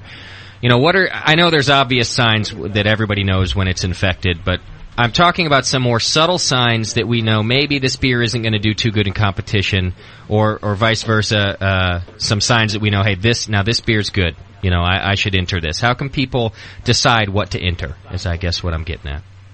Whether they should enter or not enter? Yeah, they got a bunch of beers in front of them. They've been brewing for 6 months, and now they got to decide which one they're going to send in. I always say, if you can taste something that doesn't taste right, you may not be able to put your finger on what that is, but you know something's there. There's something there. I can't put my finger on, but it's not supposed to be there. That's probably one that's going to be a little flawed. Okay. And you want to ask somebody else what it is, and so next time you can kind of get around and get rid of that. Not doing that one. All right. It can't be. It might not be a bad beer. It might be a very drinkable beer. Yeah. But if it's really stand out a flaw in there, it's going to knock you down. Right. All right. I know that's a real broad question, but I did have it come through because people don't know which beers they should send in. Jay-Z, you got anything to add to that? Well, yeah, and I think Doc has a good point there, and. On the flip side of that, a lot of times you'll tell yourself, this is the greatest beer in the world. And if you think so, you should go ahead and enter it. Okay. But, we tend to blind ourselves to our own beer. We know what went into it. We know the process. We're expecting it to be great. So when we taste it, it tastes great.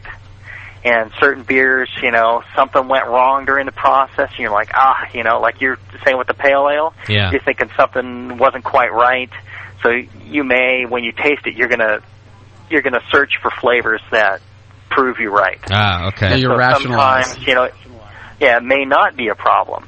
So a lot of times, and I have a hard time with this too, because what I think, based on what's happened, I may not be 100% on. The only way to do it is blind, and that's one of the benefits of competition. So, if you think it could be a good example of the style, just go ahead and enter it. And even the flawed beers, I'd say, unless you can pick out what's wrong with it, unless you can say, wow, this is infected, or this is oxidized, or this is not attenuated enough, or unless you know what the problem is yourself, send it into a competition and have them tell you what they detect wrong with it. You may be surprised. Maybe what you thought, Ross, who came out and visited me from Chicago, he was concerned about a robust porter that he had and a flavor in there. And when I tasted, I'm like, this is a great robust porter. Just give it a little bit of time to carbonate, and you got a great beer here.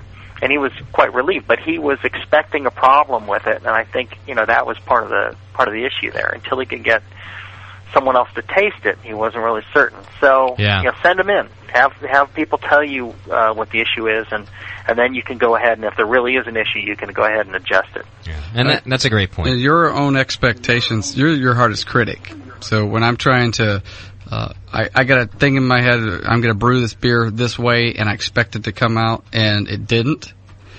Then, everything else is downhill from there. Yeah. And thinking, well, maybe this isn't a good beer, and I shouldn't enter it, and that you need somebody else to taste it.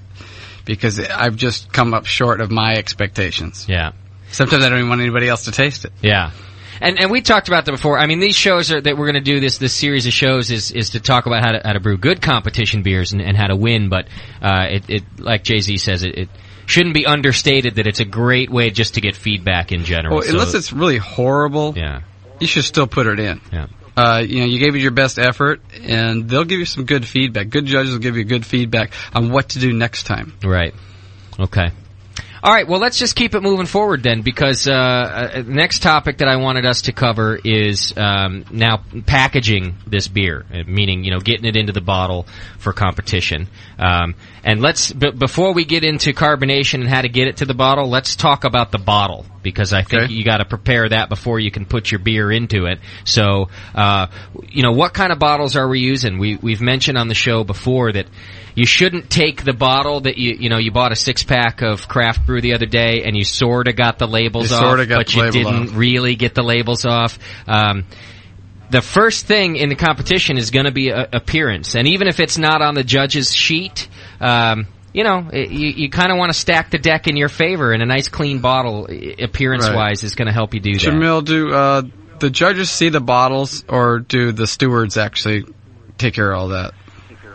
There's a couple of competitions where the judges don't even see the bottles, but the majority of competitions, the judges will see the bottles. Okay. And, I try and stress when I'm judging competition, if somebody makes a comment about the bottle, I try and, say, bottle's got really nothing to do with it. Taste the beer. And, but, like you're saying, it will affect some judges. They will, have that perception that there's something wrong with the beer, or that the bottle isn't right. If you didn't take care of the bottle, you didn't take care of your beer. Yeah, you came up short on one thing or the other. Anything other than an unmarked amber 12-ounce bottle with a plain cap on it affects the judges. Yeah, and that's just the way it is. In some minor way. So I'm always, I go with, fresh, clean bottles, just nondescript like that. And, it may be a tiny difference, but I've seen so many people poo-poo bottles that were twist-off bottles. Caps that were, had logos on them, raised lettering on bottles, bits of label stuck on the bottle. It's like, well, you don't care enough about your beer to clean the bottle properly. Yeah. And that just, I've seen all sorts of things. So. It's perceived judgment. And it's not that expensive to buy a brand new case of bottles and use just those bottles just for your competition. And if whatever you're going to do, giving away to your friends or just your own consumption, you can reuse the old bottles. But if you want to really one more step towards your competition, buy a case of bottles. It's not that expensive. Yeah. You could also be disqualified from certain competitions for any sort of notable marking that you might be able to recognize a bottle later on. Green bottles where it says Bass on the side. A Deschutes bottle with the embossed. That's interesting. Okay. So nice clean bottles. In Mike McDole's list that he sent through, he mentioned bottles, and he wanted to say, especially when, Doc's saying, go ahead and buy yourself some brand new bottles. Mike wants you to know, don't assume that the bottles that you purchased, magically got to you without getting dirty. Always he says PBW the bottles with a bottle brush before sanitizing, and then of course filling. So, and especially in competition, I know some of us who bottle, and I used to bottle, you get a little lazy, you kind of rinse them, you sanitize them, you do it. If it's your beer, that's fine, but if you're going to send it to the competition, I think one thing that we're going to say kind of over and over is stack the deck in your favor. Yeah, so you have the means to do it. Yeah. Wash the bottle. Yeah, PBW it. I'm with McDole on that, and then really, you got to rinse it really well too, and then rinse it with the Star San afterward, or whatever sanitizer you use. A bottle rinser works really well. It fits on the faucet. It shoots the water right up inside. I've had it for 12 years. Ah, nice. I still use the same thing. Okay. How do you clean your bottles, JZ? I tend to rinse them out. I buy brand new bottles every time. You do? Okay. I look inside them to see, because I've had pieces of glass, I've had spiders, cockroaches, all sorts of things in there. Disgusting. Brand new bottles. And, you said cock.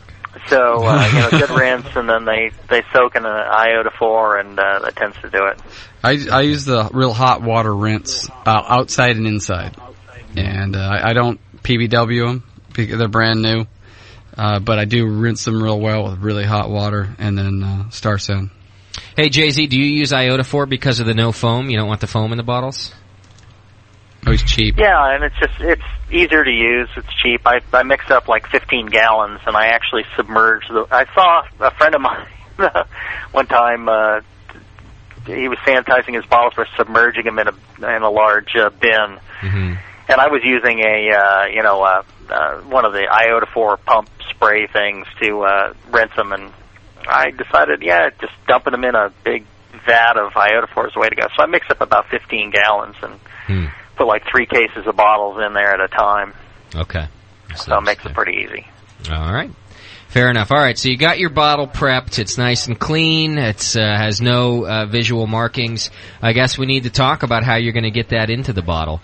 And I did have a few questions that we can address because, as you know, there's a couple different ways to carbonate your beer. If you don't keg, you're going to naturally carbonate it in the bottle, and we can talk a little bit about that. If you do keg, you can carbonate it there and then put it into the bottle, and we're going to talk about that. But I did have some questions that came through about those carbonation drops. JP's pretty good on those. Do you know what I'm talking about? You can buy the drops now, and I want to ask, because I don't know much about them, do you put those in the bottling bucket and then bottle, or do you put a drop in the bottle? You put it in the bottle. You just put a drop in the bottle. That's how, they're little tablets, and that's how you can measure. Okay. So you put a tablet in each bottle. Right. It can be up to 6 tablets in some cases. Really? Yeah. Like 22s or whatever. So what do you guys... Different manufacturers, concentration levels, actually. Some of them call it's a measured amount of 7. sugar that goes in there, and that way you don't have to measure per batch. They just go in there. Okay. And you want high carbonation, you put more. What's that, JZ? Right. Yeah, okay. Yeah, like Doc was just saying, for certain styles, you're going to want a higher level of carbonation. Yeah. So you're going to use more of those drops. And what are is it a corn sugar drop? Is that all it is? I don't know exactly what it is. It's priming sugar. Yeah, okay, so is the only difference between throwing corn sugar into your bottling bucket and then bottling is that they're just pre-measured for each individual bottle? Okay. Pretty much ease of use. And if you don't mix your beer and the priming sugar real well, you're going to get inconsistent there. Inconsistency. So are you all for the tablets, and do you like those? Or what? I've only used them once. Okay. And actually right now, I'm kind of experimenting, or one of the guys at the shop is rather, with this liquid corn sugar made by Forbes.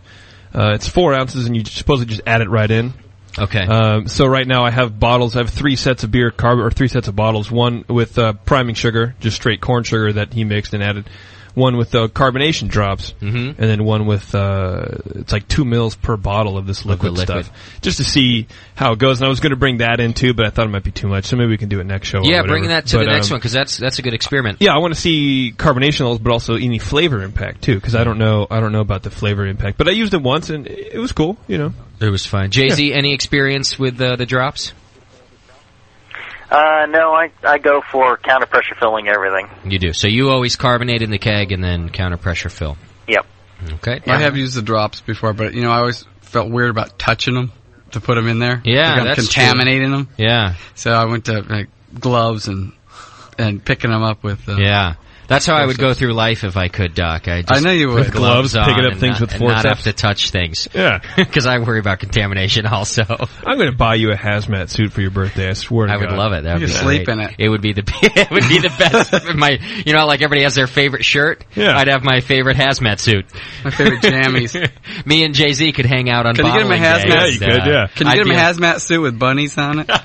I'd be allowed to Jay-Z's house. I'd be the only one allowed to Jay-Z's on bottling day. Because I'd have my own hazmat suit. You think he has his and hers hazmats? Like one's pink and one's blue? Jamil, you want to answer that? He doesn't want to answer that. No, I don't.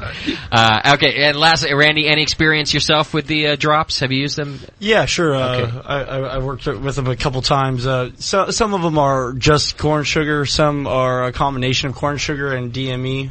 Oh, okay. Some of the English, the Muttons ones, I know have a lot of DME, and then there's debates on what gives you a tighter carbonation bubble, whether or not it's the DME or the corn sugar. That's a big argument too. Yeah. It has to do more with proteins and things. Okay. In the beer. All right. Fair enough. Okay, before we move on, I need to back up just for a second because I missed these questions and I don't want to miss them because it was back to fermentation. I'll forget if I don't do it now. Jay-Z, we had talked on the show about using aluminum foil instead of a traditional airlock during fermentation. This guy says, from what I recall, the foil's used during active fermentation only and makes the yeast happier by reducing the head pressure. And he says, once fermentation slows down and no longer creates positive pressure, he says a traditional airlock, either 3-piece or S-type, needs to be used to prevent the nasties from getting inside. So his real question then is, what about one of those inline sanitary filters, like we use when we aerate? Would that be a good middle-of-the-road solution? I guess if he's talking about No, and a couple of things. One is if you reduce the back pressure of CO2 on the yeast, during fermentation, you're going to get a higher level of esters in the final beer.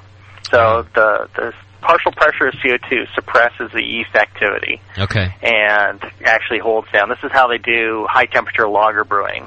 They can brew lagers at 65 degrees Fahrenheit because they keep a couple of psi of CO2 pressure on it, and it keeps the yeast from producing too many esters. Still doesn't taste exactly right, but that's how they do it. So,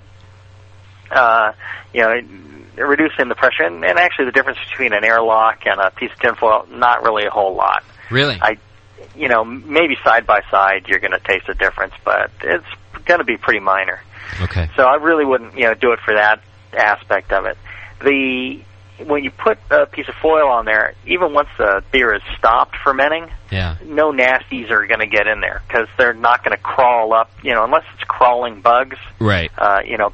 Bacteria and wild yeast are not going to get into the beer as long as you got a piece of foil over it. The problem is, once the beer stopped fermenting, you're going to get oxygen is going to keep working its way in there, and the beer's going to oxidize.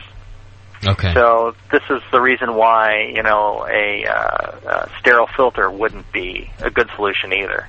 Really, at a certain point, the beer's fine for a certain amount of time, and you don't really need to worry about it. But at a certain point, you need to either put in bottles or you need to put in a keg. Okay. So that's kind of the solution there. All right. Or if you're going to keep it in a carboy, like you need to age a Flanders or something like that, or a mead, you want to put in a smaller carboy, like a 5-gallon carboy, and fill it all the way, up into the neck where it's a real narrow area, so you get less oxidation of the entire batch. He said neck. Okay. Less surface area. All right, last thing I want to do then, and then we're going to take a break. I have a lot. One of the big things that people want to talk about is carbonation. So we're going to do that after the break. But before that, I wanted to back up because in talking about brewing, one thing we didn't cover is about a schedule of brewing, and this is something that John. I wanted to hit on that. Yeah, too. Let's do that. And John Plissé has mentioned it. He's kind of outlined for himself a great competition schedule, and he brews throughout the year so that the beer ages properly, lagers properly, whatever it needs to do, so that by the time it reaches the judging table, it's exactly where it should be. It's at its peak.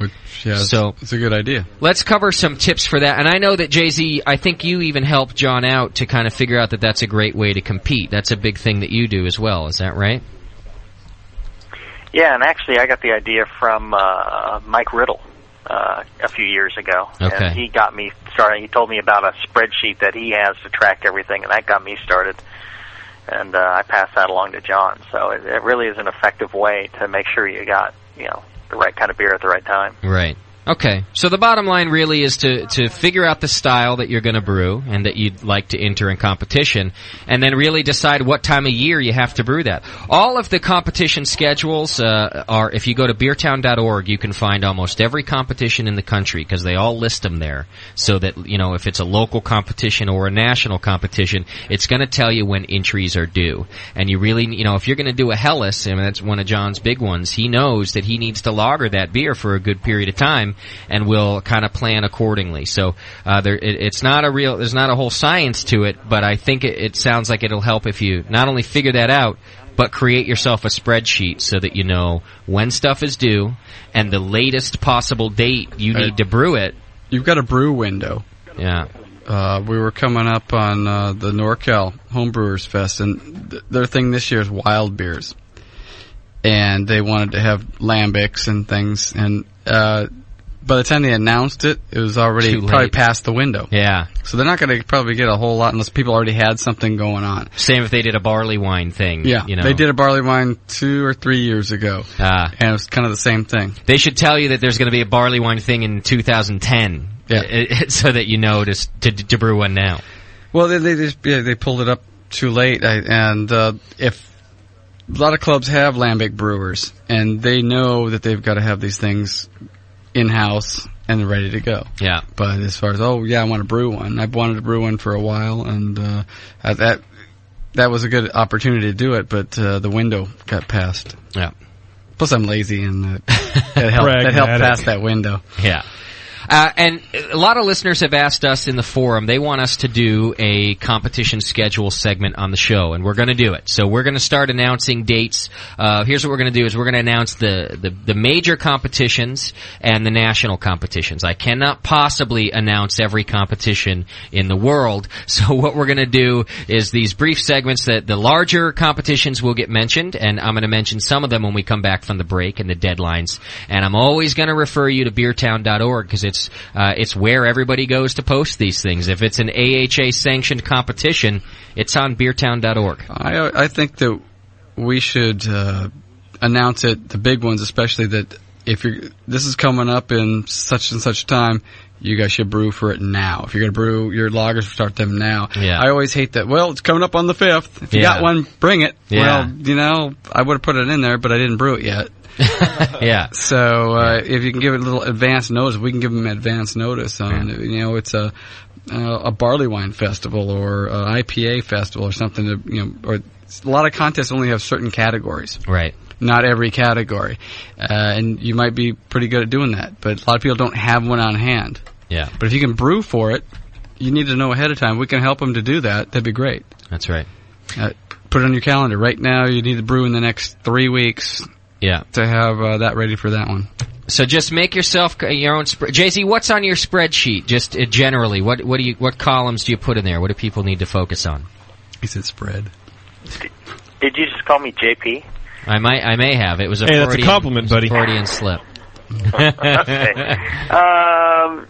What's on there? I track, every batch that's brewed, all the competitions that they get entered in, how it did, any notes on that, scores, awards, and then also another one lists all the styles that are available and what my inventory level is of those various beers based on, what batch was brewed. Okay. And that's what I tend to put in that spreadsheet. And then the other trick is when you're looking at brewing beers, let's say you're looking at brewing some English beers, start out with an ordinary bitter, and that's going to grow you some English ale yeast, and then you can use that yeast to make yourself a special bitter and a best bitter or English pale ale, and then you take the yeast from that and make an IPA and make an English brown porter, whatever, or an English barley wine.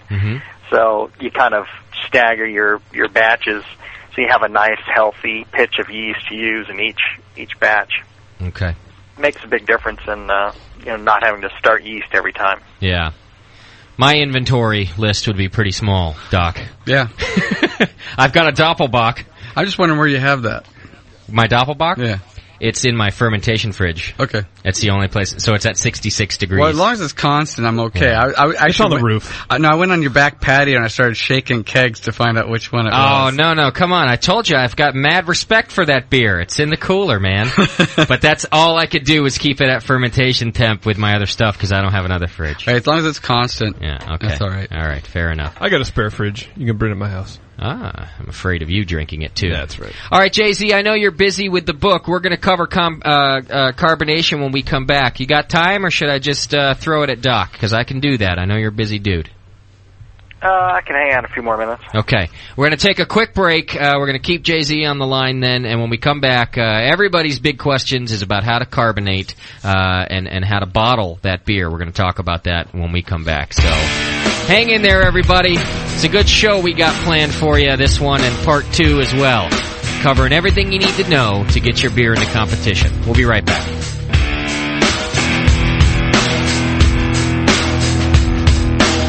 You're listening to the Brewcasters. The Brewcasters on the Brewing Network.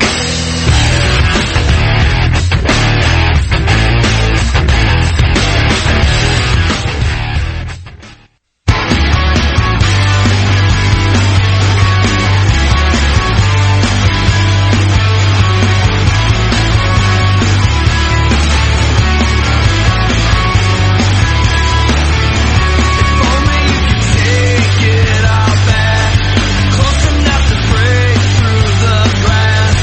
Maybe you would see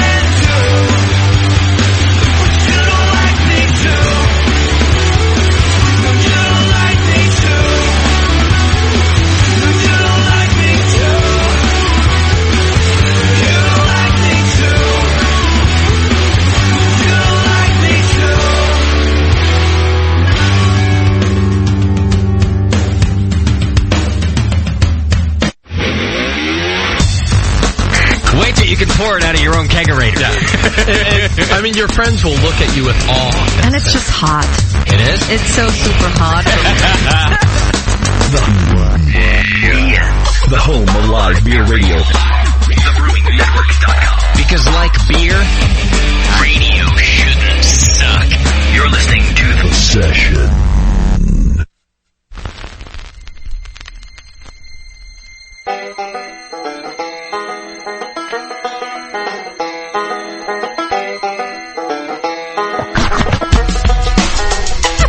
Sunday night, 5 o'clock rolls around. What's that sound? The voice of the Brewing Underground. I rush home.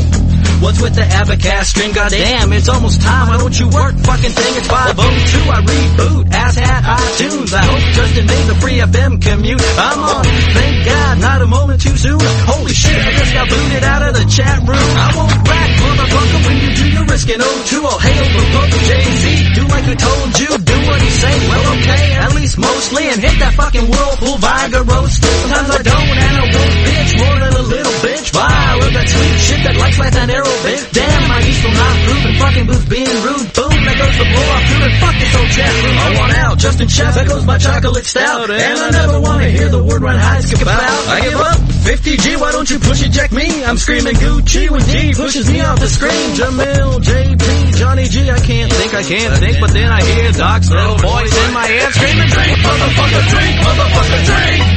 The BN. You'll be going for a silver or gold. The BN. But do I bench warm or cold? The BN. Crew, get unrefined. The Brewing Network. I save 5 gallons at a time. The BN. You'll be going for a silver or gold. The BN. No, to bench warm or cold. The BN. Crew, get unrefined. The Brewing Network. I save 5 gallons at a time. I need some TBN Bach. What a shock, there's always holding in stock. Tick-tock, the visa's unlocked, Sean. Knock, knock, doc. Can you walk the walk? Pull out an airlock. A cock in his world flock. There's no mod box. Into the mask goes a blood crack like a true breeder. It's like a pale ale, my man, Boogeeta. Flew for you beer nerds, that's not as you just heard. The only man I know whose name is a cuss word. Come hang with Jay, cause I'm a Justin Haggerty. And no one understands a word Daniela says. Either biscuit the pit bull or code right in full. We'll sniff your crack if you got the Jane hat, dude. Line Excel, where's my hat? Go tip pound Matt Bet, trans with a low fat. And lunch need some grass ass. And what about Cross Rock? He's more than just down the block. And then there's homegrown hops. He's missing just last ours. Yo, I don't know, I can't see, but then I hear Doc's little voice in my ear screaming, who's gonna be out in the desert with me? The BN. You'll be going for a silver or gold. The BN. But do I bench warm or cold? The BN. Crew, get unrefined. The Brewing Network. I save 5 gallons at a time. The BN. You'll be going for a silver or gold. The BN. No, to bench warm or cold. The BN. Crew, get unrefined. The Brewing Network. I save 5 gallons at a time. Drink, motherfucker, drink, motherfucker. I could have mixed it with chocolate and vagina. It still wouldn't have helped. Drink!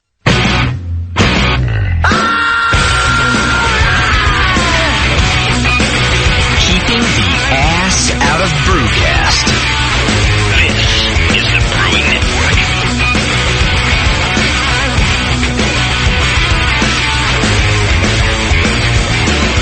Welcome back to the show, everybody. It's the Brewing for Competition Part 1 show. We got Jay-Z on the line. Of course, Dr. Scott helping us out. And Randy Griggs from More Beers, a BJCP certified judge. And he's helping us out, Good too. having him around. Yeah, absolutely. You're doing a great job over there. Great being here, guys. Yeah, and JP's contributing as well, as you can tell. How'd you belch and talk at the same time? All right, everybody, here's what we're going to do. We're going to move on into carbonation in just a second, but I had a phone call come through, and it's about bottling, so we'll go ahead and take it now, and we're going to move into how to bottle here in a second anyway. So let's go ahead and take it. Caller, you're on the air. What's happening, man? Hey, what's going on? Who are we talking to? This is Pete. I'm from Missouri. Pete from Missouri. All right, brother, what's your question? Hey, last time I bottled a lager, I had a bunch of bottle bombs, and it was nasty.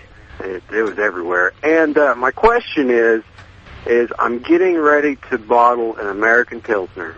Okay. And it's lagered out. It's cold. But one thing I've learned since then is there can be, I guess, cold liquids hold gas. Yes, much more than warm liquids, yes.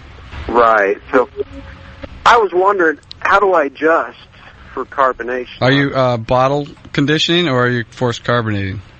I'm bottle conditioning. Okay. If you only had a few bottle bombs, you got to realize that if you didn't attenuate all the way down, you're still going to have some fermentation still. So if you took it out of the fermenter too quick, you're going to have some residual sugar left over it. Then you're throwing more sugar on top of it, and you're going to get bottle bombs. Also, if, like I mentioned before, in your priming bucket, if you don't mix it real well, it's not going to be a homogeneous solution, and you're going to get more sugar in one and not in the other. You said homo. I meant to do that. But that can account for some of that. If your bottles aren't clean, they're going to contain some bugs. Most bacteria and wild yeast will ferment things that brewer's yeast won't. So they'll ferment even sugars that you think were done. It'll ferment down, and the bottles will blow. Huh, okay. You could try using thicker bottles. You know, if you think they're going to do that, you got some like Belgian American lager. Yeah. Some stuff like that. You're still going to get gushers when you pop them. Oh, these were gushers. Yeah. So you could have got them, and you're just burping. You know. No. You could have got an infection if it tastes really dry when you taste it. It tastes okay. Doesn't taste infected, but it tastes really dry. There's just no flavor there. You got an infection. Yeah. Early stages. Yeah. I had, speaking of gushers, and it happens to everybody, I had two different commercial beers, two entirely different batches. They were from the same brewer. One was a 22-ounce bottle of one batch that they did. One was a 6-pack of an IPA that they did. I'm not going to say the brewer because they're generally a fantastic brewery, but something happened in their bottling line. And both of them, I had one week. I had the 22-ouncer 1 week, and it gushed all over the place. And I had the IPAs the next week, and it gushed enough to alarm me, and then when I tasted it, it was all sour and funky, and they had been around for a little while, so it kind of, I think it took a while to set in. Well, also, most commercial beers sit on a palate warm. Yeah. So that actually helps all that, but, I'm talking about the early stages where it just dries it out. And you gotta, if you pour a beer, somebody says, "Hey, try my beer." You pop the thing, a lot of foam, and you taste it, and it just tastes like an Orval. It's just really dry. Yeah. They probably, and they tells you it's a pale ale or something. There's an infection in there, but it's not to the point where it has the sourness or the things you would think when an infection would have. Okay. It just dries the beer out. Right. So I would make sure you really clean and sanitize the bottles real well. Another thing is, I always ask, was your wife mad at you that day? Because you're doing beer again. I don't know. And she's really pissed off, so she starts vacuuming the house. Right when you're bottling. And when you're bottling, and it just throws dust and crap in the air. You know what? Right. You're just having an infection going right there. It's best to, send her to the mall or something. Hey, let's go fishing in Berkeley. Yeah. Come on. Just. Well, I know she was quite pissed after about a few weeks. That smell coming out of the closet. Oh yeah, with the bottle bombs. Yeah. By the way, I like how modern Doc is. That the only thing your wife would be doing is vacuuming, and the only thing you could do to get rid of her is send her to the mall. Yeah. Yes. You're very 2007, Doc. Yeah. Well, I was going to say send her to the spa, but that's not within many people's means. All right. Does that answer your question, Pete? Yeah, I just checked this beer. I'm going to bottle tonight, and it's down to like a 10003 or a 1003. I mean, it is dry. That's pretty dry. It's dry. It was kind of a mistaken beer. I broke all my carboys during this big ice storm we had out here, and it was nasty. So I was putting it in these, it wasn't the most sanitary conditions. So I was keeping my fingers crossed. So it's almost too dry. Okay. But it's actually Jamil's recipe. Ah, very nice. How you like that, Jamil? Yeah, well, All right. Well, but it tastes good. It's a good question. I appreciate the question. You kind of sound like you kill people for a living. What do you do, Pete? Oh, I don't know. I brew a lot. You don't have a job? No, it's not a job. I wish it was a job. No, he's asking what your job is. What do you do for a living? What's your job? My job. Let's see. I'm in the people. aluminum business. Basically, what kind of work do you do? He's in the aluminum. He kills people. I'm telling you, this man is a serial killer. I think it might be easier to no, it's a contract killer. Yeah. All right. Thanks for the call, Pete. I appreciate it, man. All right. Cheers, You're brother. Next. He's good. Very nice, Pete. All right. Let's go ahead and... Drunk of the week? I think just funny guy of the week. That was good. Creepy guy of the week? That's you. That's a good question, and it's going to lead us into everybody is really asking questions in several different ways about how to carbonate beer and proper carbonation levels. Now, JZ, I think we've talked before about how long a beer could sit on a judging table, and you talked about maybe over-carbonating a little bit for competition. That was me. Oh, was that you, Doc? Yeah. Okay, you guys want to talk about that? Talk amongst yourselves. Well, yeah, I think there is something to be said to that. Yeah, it really depends, but the beers will be open, they'll sit, and sometimes the judges go back and check them later, and a little bit extra carbonation will kick out a little more of the aromatics. It'll it can help some beers. Yeah, we're in not general, I don't try and bother, but we're not talking about really overdoing it, but just a skosh on the high side. What you're trying to do is compensate for what's going to happen when they're judging. It has to happen. They're going to swirl that beer. They're going to try to get some carbonation to come out so they can get some smell. And once they do that, then they're going to taste it. And if they've taken it all out, the mouthfeel is going to go down a little bit too. So you're just trying to overcompensate a bit. You're not trying to change the whole character. What's that, JZ? That brings up a good point. One of the things that happens is when, you may be trying your beer at home and you've got it, ice cold, and you're drinking the beer and you think, yeah, it's nice and clean, tastes great. When it's on the judging table, it tends to be quite a bit warmer. When they judge beers, they tend to judge them, a bit warmer than you might serve it at home. So it's, 50 degrees to 55 degrees or something like that. All the additional flavors and aromas, any esters and any off flavors are going to come out and be much more prominent on the judging table than they will at home. So if you, want to see what it'll be like when the judges taste it, let a beer warm up a little bit and try it then and see if you still think it's a great example of your brewing technique. Okay. All right, fair enough. Let's talk about some other carbonation issues, because I had, like I said, just a lot of questions come through about that.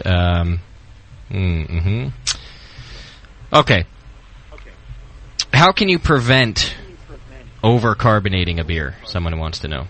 Because now we're talking about kind of adjusting a little over-carb to help, and how can you prevent... Are we talking about forced carbonation or priming sugar? I'll cover both. I mean, both I think are fairly simple answers. With me, priming sugar is almost a trial and error basis. Okay. And it depends on if you pulled the beer out of the conical too fast or the carboy too fast and it's some residual sugar, it all adds to it. You got to really look for what's your target and know what a 2.5 beer is as opposed to a 2.9 beer. Yeah. Or a 2.0 beer as far as carbonation levels go. Yeah. And try to fit that into what section you want to get it into. Okay. It's really tough with priming sugar. It's to me, it's almost a hit and miss. You can't really. 3/4 of a cup is that going to make it? Not necessarily. Yeah. It depends on a lot of things. That's why I force carbonate everything. That way I can dial it right in. It's all about physics. Temperature, pressure, and that'll give me my carbonation level. Okay. All right. And with that, I had this question come through, and I'm going to ask the question he asked, but then I'm going to lead us in another direction because I think he's kind of barking up the wrong tree. And he wants to know, what is the max carbonation level for an entry? And the thing with this is that each style of beer has a different, it calls for a different level of carbonation. So there isn't a maximum carbonation level. What's the maximum hairiness on my dog when I enter him into a dog show? Depends on the dog. It depends on the dog. Yeah. So the question, actually, I think what we could take this question to be a little bit better is if the style calls for one carbonation, and we're talking about overcarbonating a little. Let's just pick a pale ale, and you want it at 2.6. Okay, so if 2.6 is our ideal carbonation level for that one, right? yeah. And you can look these things up, and it'll tell you is that within the BJCP guidelines? Yeah. Or do you have to look? I don't know if they list it in the outline. They just say medium carbonation or high carbonation, something like that. Okay. Certain articles will tell you put it up to a certain level. Okay. But you need to know what the difference tastes like. Okay. Get a highly carbonated Hefeweizen or highly carbonated Belgian beer, and get a stout. And those are your two extremes. Those are two extremes mainly. Yeah. And then get a in between. A Sierra Nevada, and that's kind of in between. Okay. And find out what those are, the actual number value, so that you can place a mouthfeel on that. So you have that mouthfeel in your head, and you know what it is and where it kind of should be. And you go into competition, and we're talking about overcarbonated a little bit. Yeah, this is what I want to get at. We're talking about going from a 2.6 to a 2.7, not to go from a 2.6 to a 2.9. So just a little bit over. Just enough over, because too much is going to cause other off flavors. You're going to get this carbonic acid flavor. It's going to be a little harsh, a little bitter. And sometimes that's nice. If you've got a cloying beer, I say cloying, and you want to take that out, let's say I had a competition beer, and it's just a little too sweet, lays on my tongue a little bit too much. I'm going to boost the carbonation in that to try to pull that off of the judge's head, because it's going to pull it off the tongue. It's going to counteract that. Okay. So there's certain things you can tweak into that one, but it still kind of goes back to what we're saying. Put a little more carbonation in. Colder beers hold more CO2 in solution. As it warms up, it starts to get flatter. Okay. So if you start out with more, you're going to end up with more. All right.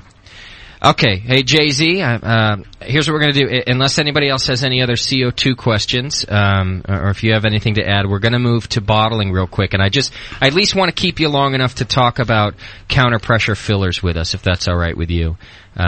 Sure. Because there's people have a lot of questions about them, and I know that you do it exclusively, and, so do I. And John Plissé does, and Doc does. But Mike McDowell, for example, he doesn't use counter-pressure fillers and doesn't think that they're necessary. So I want to talk about some of the advantages. And I guess I want to ask you, too, have you ever used the beer gun? No, I haven't. Okay. Because, I have such an easy time with regular counter-pressure filler. Okay. I'm not sure what the difficulty people have with it. Right. Okay. So, but, 10,000 bottles later, I'm pretty good at using the counter-pressure filler, so maybe that's it, experience. Okay. I had a lot of trouble with the counter-pressure I used to get too tweaked on, I got to get everything cold. The bottle's got to be cold. Oh, they're not cold long enough. I got to put them back in the cold. And Jamil said, just pump the pressure up on everything. And so I bottle pressure at 25 psi. Okay. And warm bottles. I don't get a foaming problem now. But I wear safety glasses. That and I elevate the keg. I don't know if this makes a difference, but the first counter-pressure filler I had, it was a real simple one, and it required you to elevate the keg higher than the bottle because you were essentially just starting a siphon and then, doing that. And, but I've kept doing that, and I get zero foaming. I, blast the beer into the bottle. I fill the bottle in less than 10 seconds, and, I don't get any foaming. So, and I don't chill the bottles. I don't pre-chill anything. I get the beer nice and cold, but that's pretty much it. Beer's and cold. I use a high pressure on the CO2. High pressure on the CO2, high pressure on the keg. It goes in. Wear safety glasses. Okay. Make it a bad bottle. All right, You never know. Hang on a sec. You're getting a little ahead of me because I have questions about that stuff too. But I just wanted to say, I was asking about the beer gun because I had a lot of questions from people about the beer gun versus a counter pressure I got filler. no beer gun. And I don't want to, we're not going to tackle it because nobody here has experimented with it. Well, the principles are kind of the same. You have to purge the bottle first. Yeah. And it purges the bottle with CO2. Once you start filling the bottle, it's already filled with CO2. You're not going to get any oxygen uptake. Yeah. And that's a key, whether you're using key. actually a filler or not. If you're just pouring from the tap, you want to do that Purge too. the bottle first with CO2. So you guys who want the beer gun question, I can't tackle it for you because we haven't evaluated it, and I don't have a relationship with the company, so we don't want to talk about that. So we'll wait until somebody who's used it comes in, and we'll let them talk about it. And we could evaluate it. It is a one-handed operation, which people are into. Okay. Yeah, I'm into one-handed operations. My counter pressures want pretty much one-handed. I gotta have the other hand ready for something. Yeah. Well, either way, you're holding the bottle because you don't want to be pulling out and hit a wall and knock the bottle over. So I imagine no one actually bottle filling with a beer gun with one hand. The other hand's holding the bottle, right? Just like in a friggin' counter pressure. I would do it with one hand. I don't buy that. You would count on your on your hand-eye coordination to pull it straight out without knocking the bottle over. I'm only using one hand. The other hand's busy. Yeah. That's exactly why I'd use one hand. The other hand's busy. Doing what? Here, let me dumb this down for everybody because we've kind of jumped right into counter pressure fillers without describing that. Okay, so there's a couple of ways that you can bottle. If your beer's not carbonated, if you're carbonating in the bottle, then you don't have to worry about these things because you can take it right from your bottling bucket and put it into the bottle and carbonate it that way. What we're talking about is you're a keg guy, and now you want to take your kegged beer and put it into a bottle so that you can enter it in competition. So get it from the keg into the bottle without losing all your CO2 and without staling it by adding any kind of oxygen. And of course, keeping it clean in general. Yes. So we're talking about with a counter pressure filler, it allows you to have a closed system, and it purges the bottle with CO2, which, as Doc had mentioned, keeps the oxygen out of it. It's not going to oxidize, give your beer that cardboard flavor. And it kind of does that all in one shot. It'll purge it, it'll fill the beer, and then you cap it, and it's all been nice and clean on a closed system. Now, the other way to do it, and guys like Mike McDowell, who've done great in competition, he doesn't use those at all, but he says he pours the beer right from the tap into the bottle. He holds it sideways and he pours it in there and he caps on foam. But one thing that's consistent across the board with people who win is that they purge the bottle with CO2, because even though he doesn't use a counter pressure, he still purges the bottle with that because oxygen is the enemy when you're bottling that beer. Maybe not at first. If you're drinking your beer real quick, I don't have any problem with that. I've heard that before. Yeah. And I do this and that. Well, these guys are drinking their beer that comes out of the keg, it's gone in a week.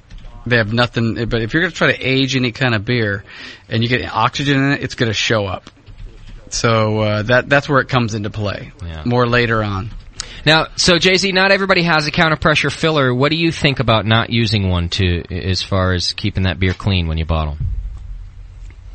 Well, I think it's much harder. I think you can run into some difficulties that way, and I think inconsistencies if you're, too. Serious about it. Yeah. If you're serious about it, you'll get yourself a counter pressure filler and just do it that way. Okay. Otherwise, you might go with bottle conditioning, I guess.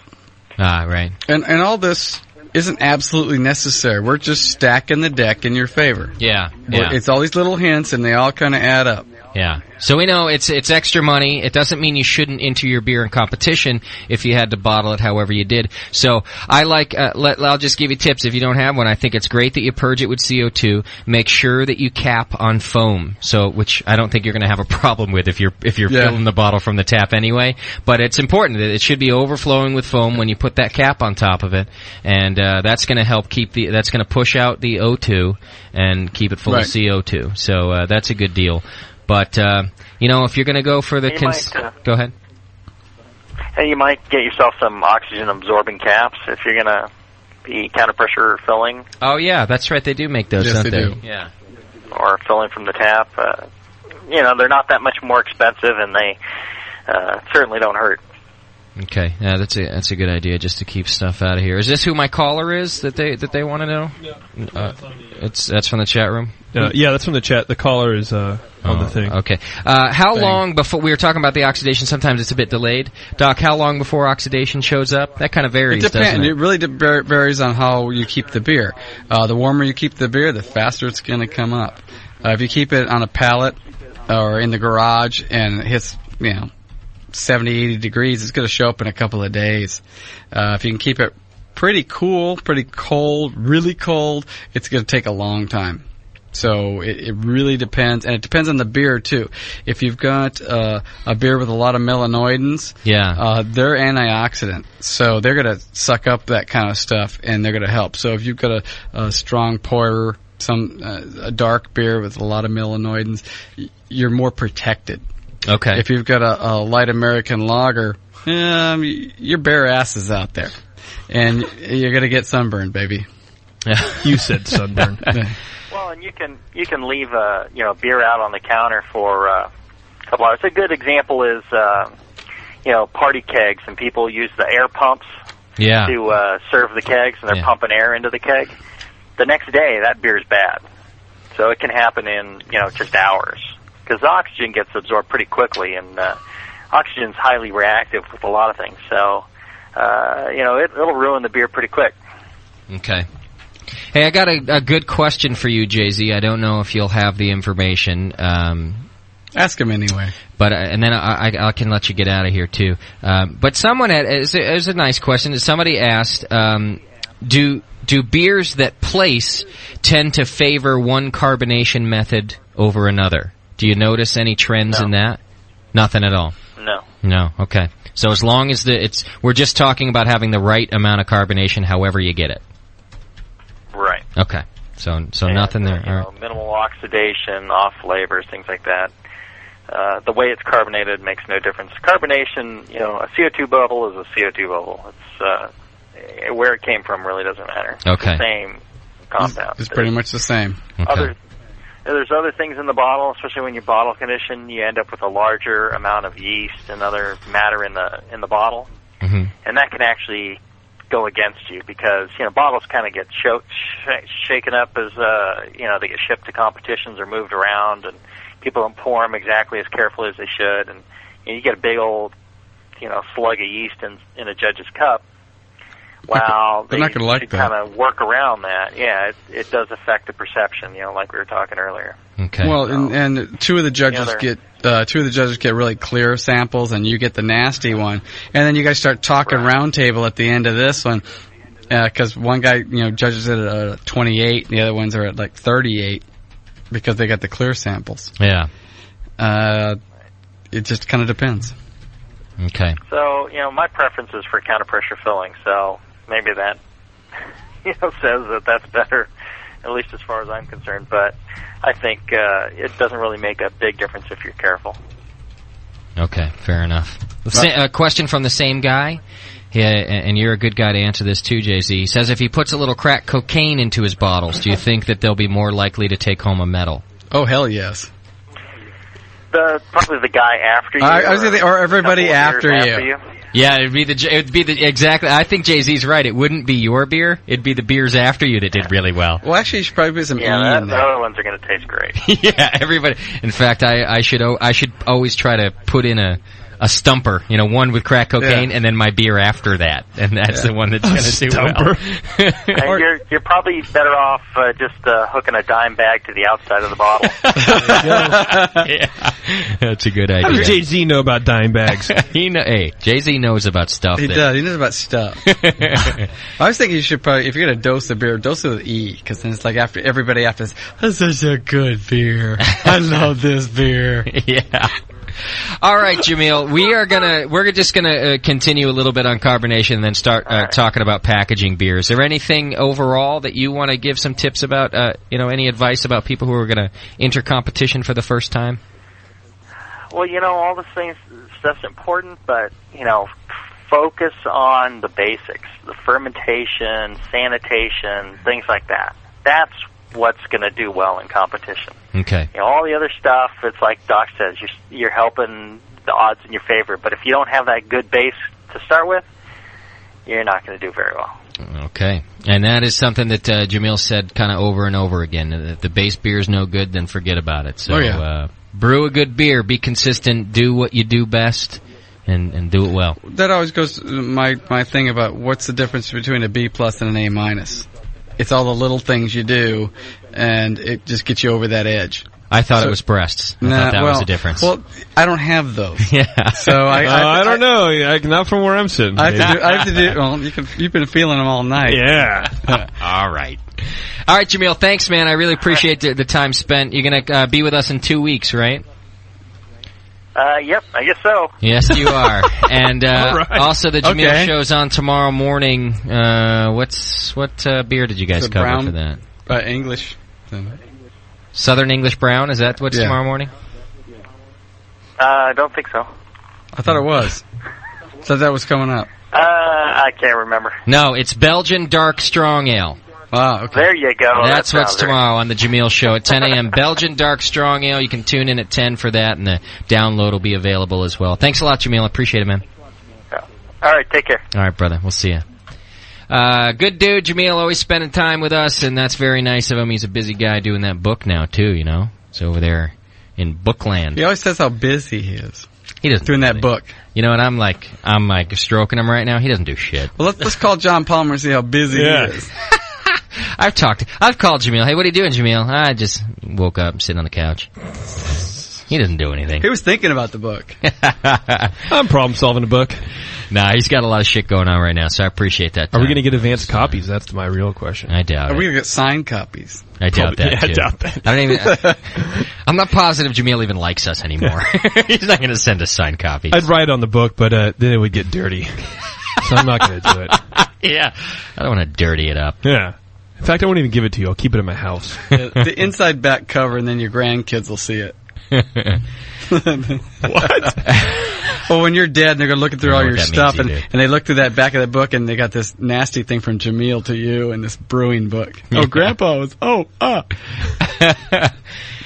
right, I've got a lot of random questions to cover, but why don't we? I don't think it'll take too long to cover packaging. So this is kind of the last part of getting your beer off the competition. Hopefully, you've bottled it properly. You said getting your beer off. What? Come on, fellas!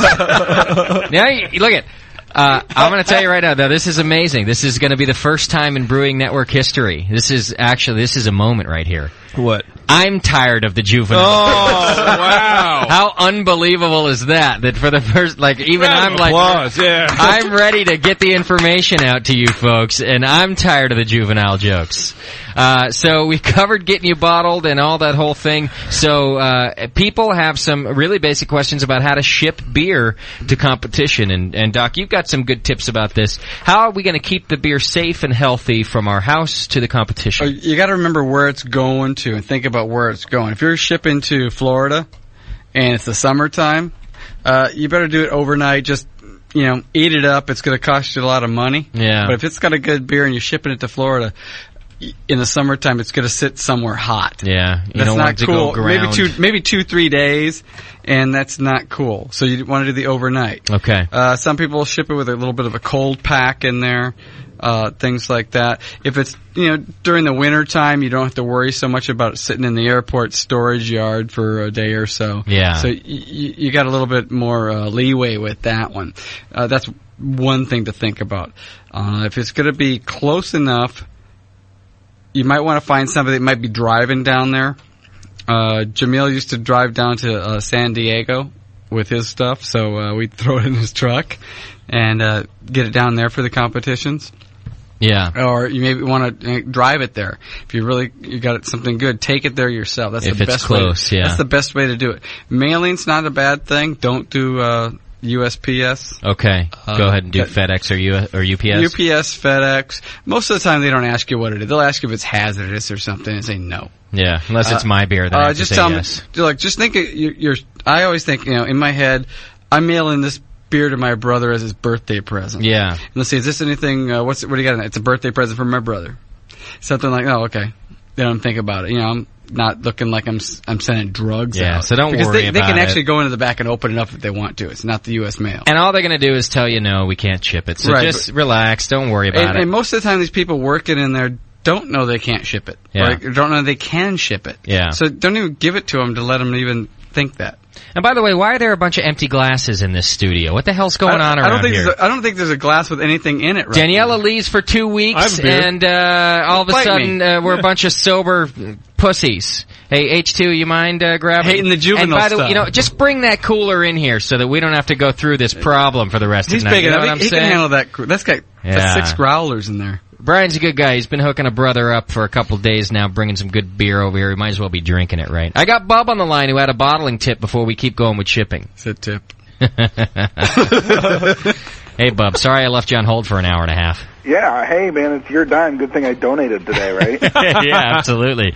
All right, you got a bottling tip for us? Yeah, for those of you who don't want to put out some money to buy your own counter pressure and you have a modicum of, tweaking, home improvement type stuff you want to do, if you get a stopper that's, a drilled stopper that fits inside the mouth of your bottle just right, you can put a tube, I said tube, all the way into the bottom of the bottle, and leave it like a half inch off the bottom. Yeah. And use your Cobra tap onto that.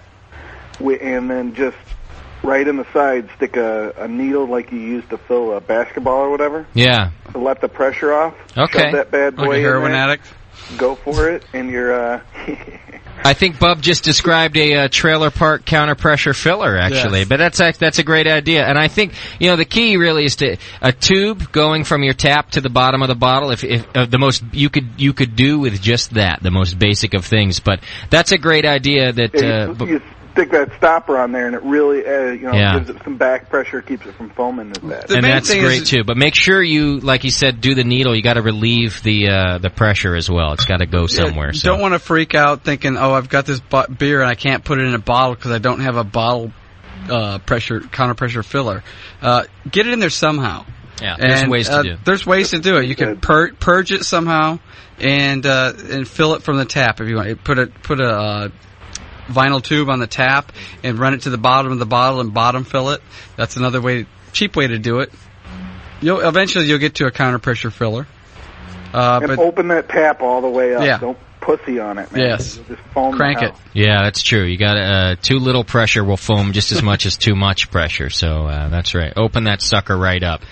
All right, hey, good tip, Bub. I appreciate it, man. All righty. See you, brother. So don't be afraid to go low tech. Yeah. All right. Listen, I'm going to say right now, there's too much fucking testosterone in this studio, and we got to get a new chat moderator quick. It's empty glasses. This is getting the problem. ridiculous around here, and for me to be saying this is really unbelievable. So because your glass is empty. That's why you're getting ugly on it. You know that it must even smell like penis in here if I'm saying the testosterone is that high. Like, that's how bad it is. I gotta get a chick in that chat room ASAP. Folks at home, I'm working on it. Trust me. I don't want to hire any, random girl to sit there. I want someone of quality. But at this point, I think any random girl in here might loosen up the thick disgustingness that's going on in the studio right now. What do you want? What's I don't know. Why is it too much testosterone? It's just too much. All the you said, she said. It's just too much right now. It's too much. I don't like it. He's pent up. I thought it was because Randy got his first back massage from Crazy Yeah, Jack. that, and you got Jack, Crazy you're Jack touching. walking around giving man massages right now. Jack's touching. It's unbelievable. While you're off topic, real quick on as far as bottling competition beers go, just want to bring up real quick concentration levels of sanitizer. A lot of people often think more sanitizer the better. Yeah. It's real important to go by what's recommended by the manufacturer of them, and it definitely comes out. I've had beers where you can taste the iodophore. You can taste the iodophore, absolutely. Excellent. If the iodophore says 12.5 parts per million, go with 12.5 parts. Don't go with 25 parts per million. Because it's going to come through. You're going to leave a little residual in this and leave the bottle wet. Yeah. You know what? You're going to leave some residual in there, and they're going to taste iodophore. There you go. Okay. Your bleach guys. Bleach is cheap. Yeah, it comes up. You guys got to watch that too. Yeah. You pretty much have to really rinse that. And I always think, well, what am I rinsing with? Non-sanitary water. Yeah. Rinse the other stuff with it. Yeah. And sanitize the other stuff with it. I went iodophore for a long time, but it turned all my plastic stuff like that dingy brown color. So I kind of got away from that. And then Star San came in. Hey, well, Good. Tarsan's great. Yes, it is. But iodophor's cheap, and you can make a big batch of that. You got that big muck bucket, that big red thing you can get from Home Depot. It's great for submerging things into. And iodophor's cheap. You can make a big thing of that. If you don't mind your hoses and stuff turning, that brown color. Yeah. What the hell? I don't mind my hoses turning brown. They look brown anyway. Where you been? There's too much testosterone in here, Doc. Where's your hose been? All right, last thing about packaging that people want to know is, should they ice pack those beers? Should they put some ice in there? Again, that depends. Okay. Where are you sanding it, and how long is it going to sit on a hard tarmac? So it's not a standard. No. Okay. Your beer can survive easily 24, 48 hours, as long as it doesn't go up to 90 degrees somewhere. Yeah. If you're sending it to New York or Minnesota for a midwinter barley wine fest, it's fine. Yeah. Your darker beers are going to be fine. But if you're sending it in the middle of summer to the southern coast, Louisiana kind of stuff, you gotta wonder where it's going to be. And your ice pack isn't going to last 3 days; it's going to last 1 day. So it depends on what you're going to be doing. Styrofoam does make a good insulation for when you're using a white. Bubble wrap works good too. Yep. And Justin, we're talking early on about packaging. We going to go to that yet? Yes. When you're packaging things, bubble wrap works really good. Think of the guys on the other side.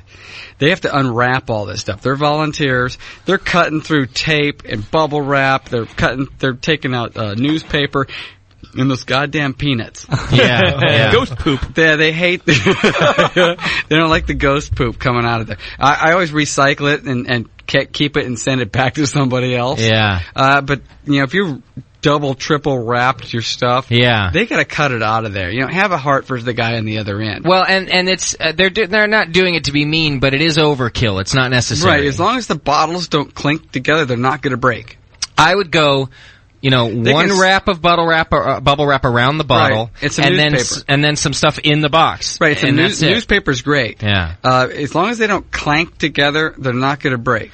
When you seal it up, shake the box. If it's shaking around, you didn't put enough newspaper in there. No, if you hear some clankety clank, and that's obviously that's a bad thing. But don't. And the same thing when you guys send beer here, and there's like 8 pieces of tape with 8 pieces of bubble wrap around each individual bottle.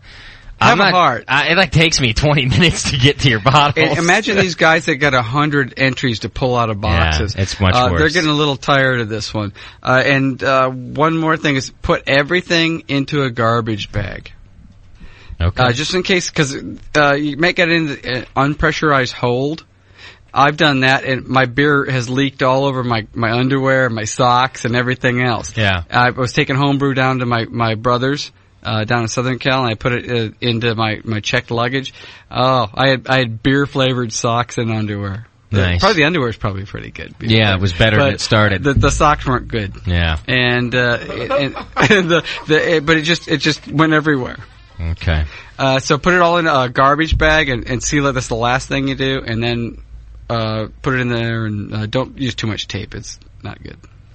All right, let's cover some random questions. If you have anything else you need to know about shipping the beer, let us know. 888-401-BEER, or join JP in the chat room. A bunch of things that came in throughout the show. We're going to cover this now. For those that clean bottles in a dishwasher, which, by the way, is not a horrible way to clean them before you sanitize them. You're only cleaning them.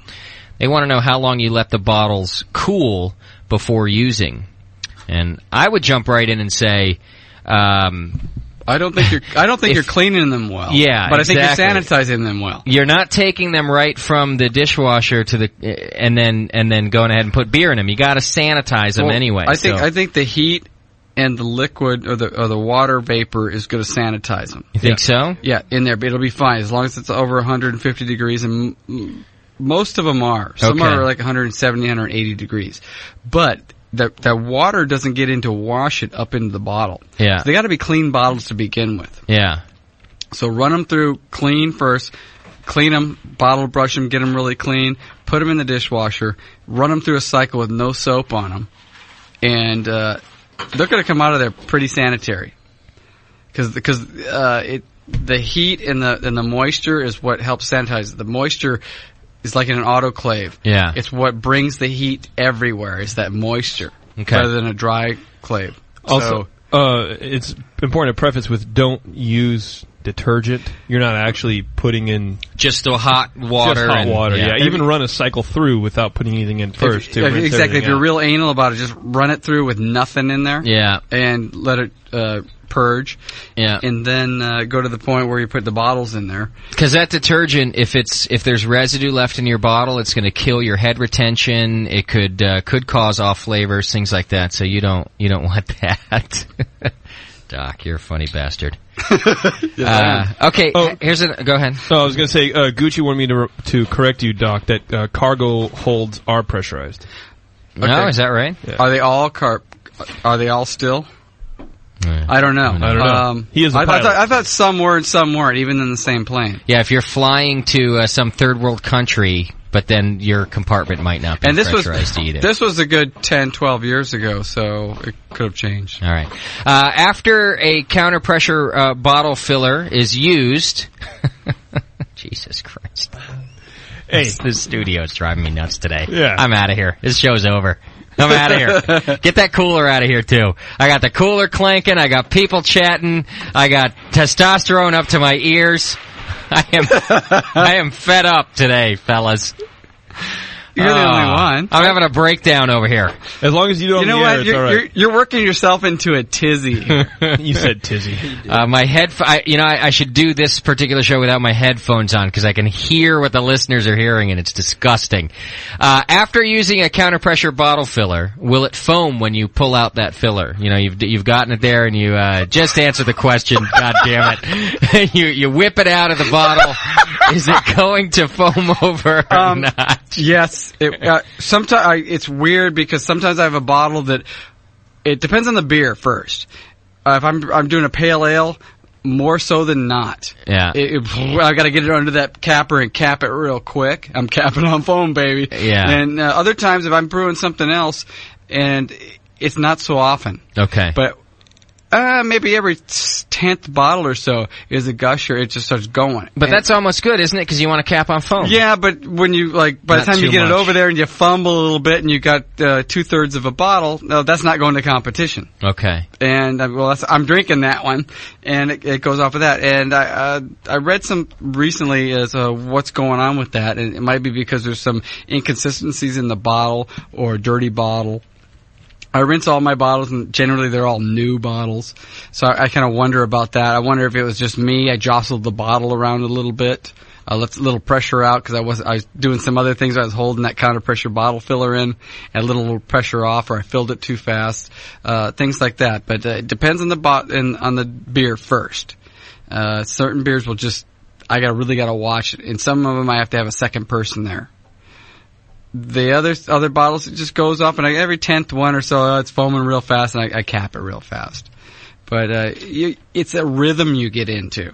You know your own stuff, you know your own rhythm, what you're going to be doing, and you just get down a whole thing where the Zen thing works for your whole bottling thing. Okay, it's good. That's a beautiful description. Yes, it is. Come watch me brew. You'll be one, too. The chat room's getting on you a little bit there, Jay. I could give a shit. I'm done. I'm out of here. He likes clean radio. So clean. This is like the worst radio we've done in a long time. Oh, it is not. I think the information is awesome and the audio sucks. That's what's happening. Well, no, because you didn't have the studio police in here. I need the studio. I need to hire somebody. Shotgun with rubber bullets. Who is just here to be a dick. H2's kind of big. That's his job. Is just to yell at people for making noise and keep this studio the way it should be. Let me just take this call directly, JP. I'll relieve you of your phone screening duties for 1 second. I appreciate that. Caller, you're on the air. What's happening, man? Caller, you could go right ahead. See, he loves this, too. Hey, all right. Because they want to talk to JP. Oh, good Lord. Are we almost done? What else do I have here? This is killing you, isn't it? Hey, Doc, how do you decide on what beer to brew for a competition? Should you experiment, or should you just decide on a style and go for it? That's what someone wants to know. Well, it's the White Brothers kind come? It depends. How come it has to be a race thing? No, it just depends. Yeah. I brew 20 gallons at a time, and I got to think, what am I going to have left over? And that's what you send to competition. See, Well, I like it's the like- way you think. Whatever I'm not going to drink is what goes to competition. Well, it's more, it's like, okay, I want to put this into competition. Am I going to want to drink the rest of it? Yeah. I'm not going to brew a Pliny and have 20 gallons of Pliny and send some into competition, and then I've got to look at this big hoppy beer that I don't want to drink. Okay. I'm a more malt guy than a hoppy guy. I'll enjoy it once in a while, but 15 gallons of Pliny, I'll give it away before I do that one. So if I'm really good at something, I'll put that in. If I want to experiment at something, maybe I want to try a new ingredient just to try to edge something, a Belgian ale or something like that, I'll do that one. If it comes out great, that's the one that's going. But I kind of go that direction. I want to see how it turns out. If it turns out the way I had planned and the brewing process went all good and it came out a nice beer and I like it, yeah, I'm going to send it in and see how it goes. I'm more or less testing myself. Yeah, and you want the feedback on it and all I want the rest, the feedback so, yeah. on what this is and see if my feedback, if I put it into the right category, if I put the right twist on this beer. Yeah. Okay. All right, let's go back, and Randy, you can help us out with this. We had talked about the experimental category earlier. And someone wants to know if we can classify what an experimental beer is. Specifically, they want to know, is that a beer that doesn't fit in, if it doesn't fit into any style, is it then an experimental beer, or is there something else?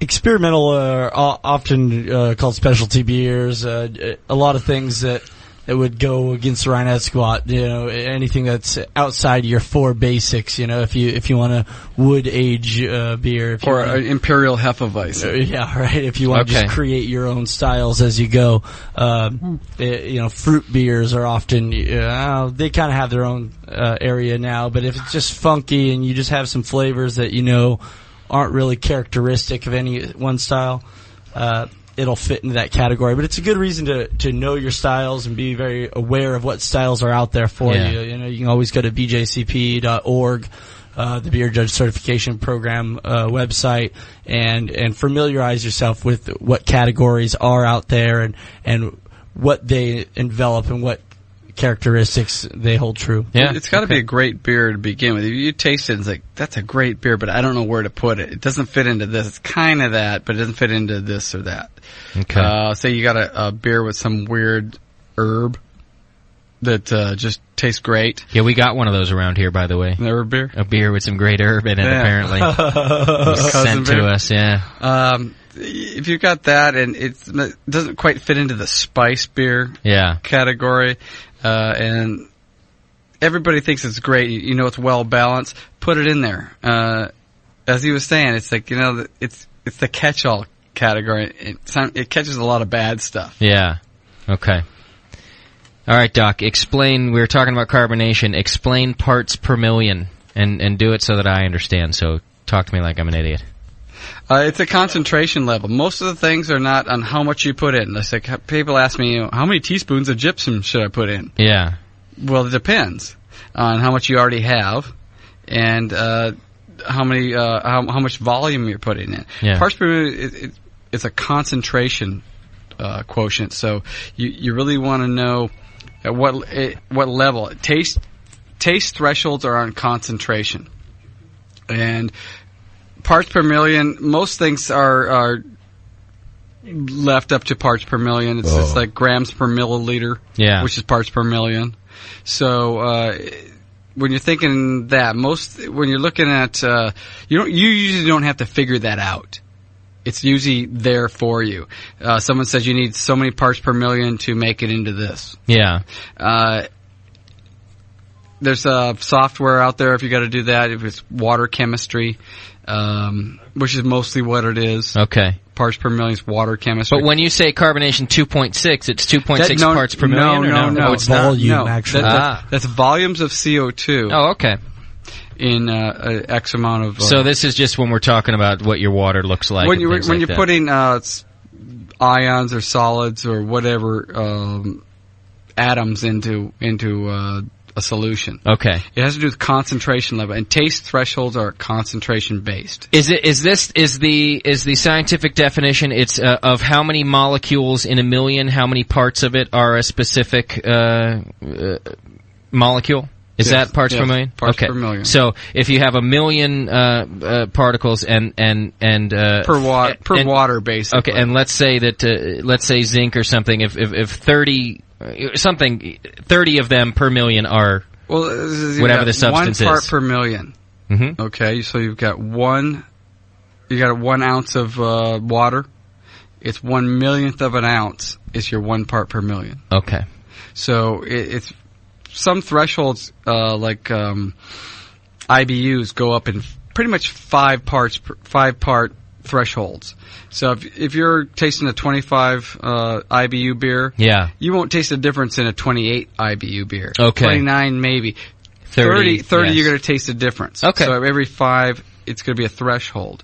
When you're talking about water chemistry, you're going up in parts per million because you want to hit a certain target and not go over a certain target.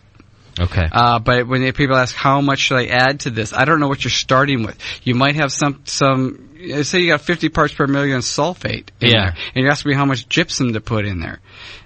Depends on what you're brewing. Because if you're brewing a pale ale, you really want to have the hops shine through, so you want to have a high sulfate level. So you're going to want to add more.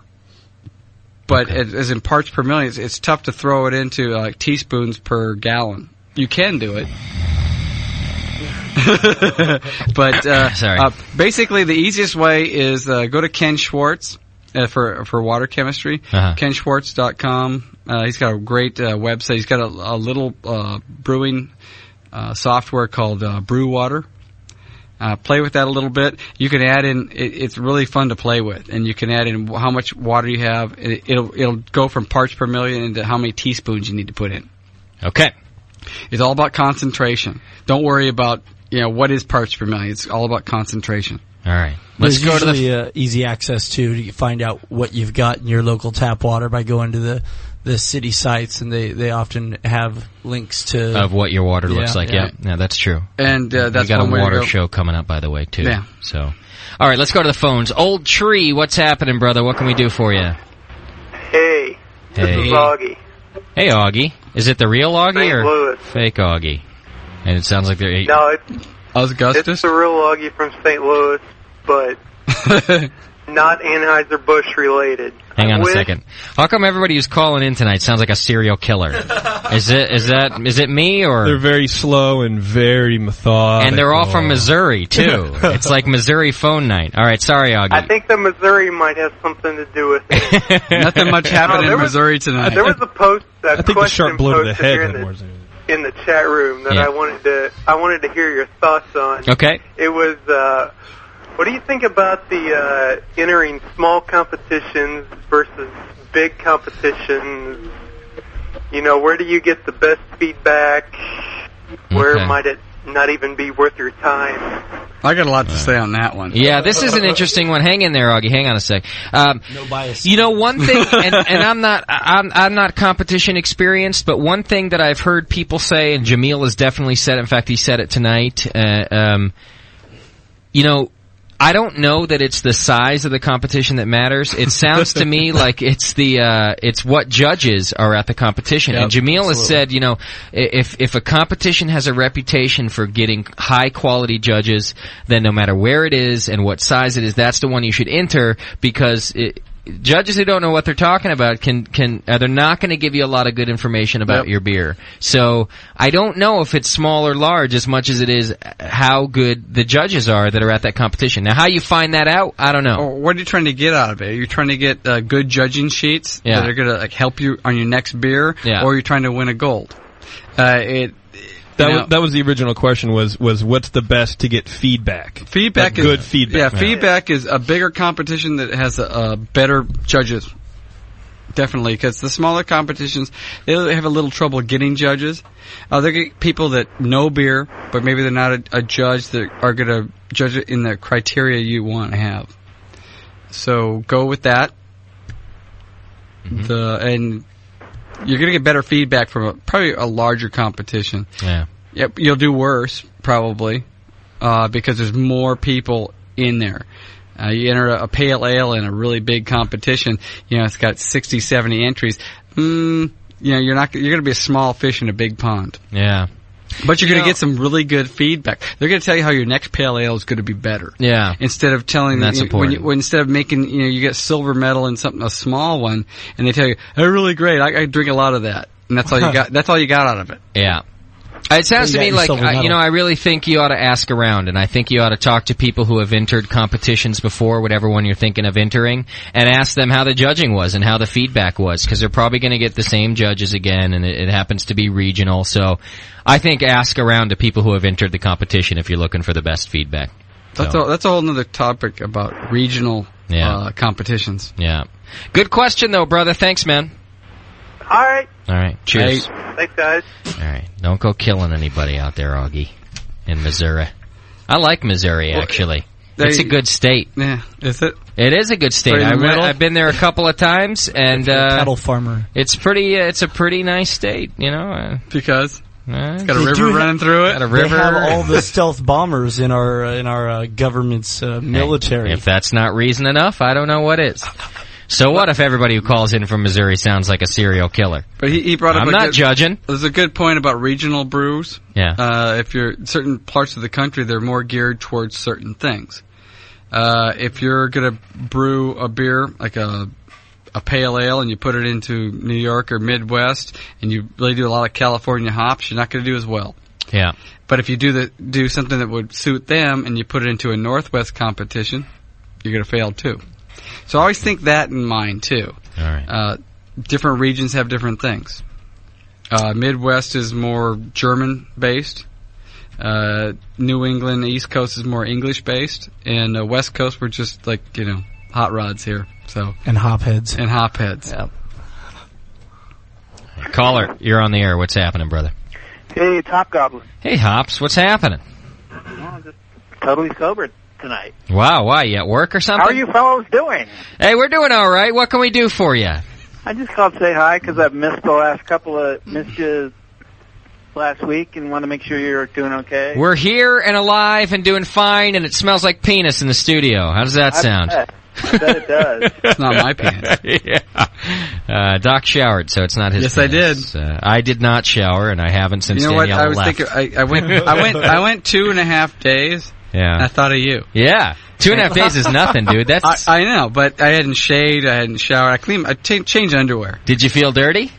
Well, when I thought of you, I did. Because 2.5 days for me is... shaving your palms? Yeah. Yeah, I have been. 2.5 days to me is like fresh and clean, man. I'm good. Yeah, I've gone 5 once. Five is my average. I go about 4.5, 5 days before I finally take a shower. You use Mitchum underneath the arms? It's good. Pretty much. Yeah. Yeah, I put on deodorant. I change my clothes. That's what else you need. You wear a hat. I wear a hat. Exactly. All right. Hey, thanks for the call. Check it up on us. We're doing just fine. Thank you, Hopgoblin. That's good. Glad to hear it. I'm working on another batch of my special Hopgoblin brew. Yeah, we haven't had your first batch yet, so... You did get my email about the explosiveness of that? Yeah, I did, and I'm gonna... It's still good, you just gotta... It tasted great, that email. Don't worry, I'm gonna point it at JP. Right. But I'm gonna make some more for you. Thanks, brother. With some non-Hefeweizen, because I know you don't like Hefeweizen. Yeah, I don't like the Hef. Give me a nice special PA, if you know what I'm saying. Okay. All right, brother, thanks a lot, man. All right. Cheers. See ya. All right, 888-401-BEER is the number. I got to take a break, guys. I need a break. I got to get out of this. Yeah, you need a break. Yeah, this penis room, and we got a couple more questions left, then we're going to get out of here. I'm going to give you the announcement first? about our anniversary show when we come back. I don't even know if I've played this break yet. No, you haven't. Are you sure? I haven't had a break in a long time. Was the last break, did I have Drinking With Me Jesus on the last break? No. No, you did not. Not that I remembered. I think I did, and I'm going to play it again anyway. That's a good song. So, all right, this is what we're going to do. I'm going to go revitalize with some sour beers. When we come back, I'm going to be ready to go, and we're going to wrap things up. That's how ready to go I'm going to be. And I'll give you the great announcement about the anniversary party. I'm actually really excited about this, so hang in there. We'll be right back, guys. You're listening to the Brewcasters. The Brewcasters on the Brewing Network.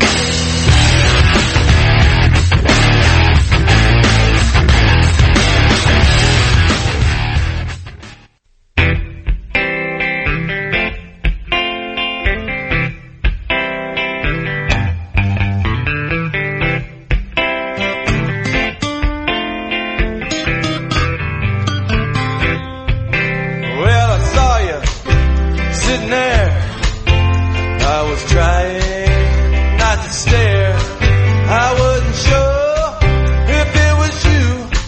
I didn't know just what to do.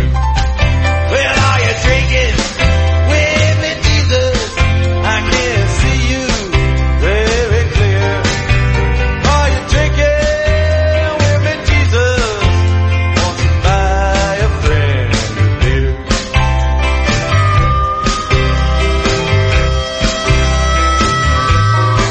Well, as you nestled on your bar stool, I felt your warmness within.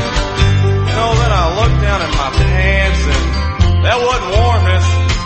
I wet myself again. Well, are you drinking with me, Jesus? I can see you very clear.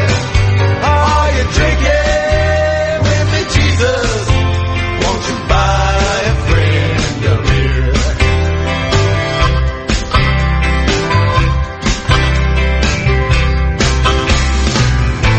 Does your head pound, Jesus? Is hungover you do rise out of paradise with Jesus through holy bloodshot eyes? Should we take a cab home, Jesus? Shit, man, we can hoof it from here. I know you can walk on the water, but can you walk on this much beer? Let me ask you, are you drinking with me, Jesus? I can't see you very clear. Are you drinking with me, Jesus? Won't you buy a friend a beer? Everybody now, are you drinking with me, Jesus? I can't see you very clear. Are you drinking with me, Jesus? Won't you buy a friend a beer? Yeah.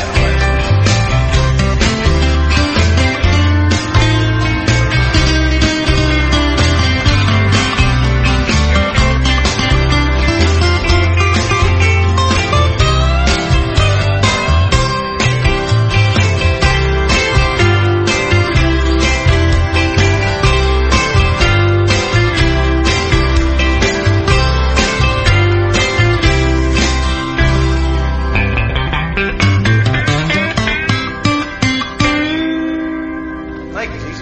Yeah, that's my tab. Go ahead and take it. This is www.thebrewingnetwork.com. Sit down next to it, grab yourself a paper towel, and watch those yeast have sex. You're listening to the Brewing Network.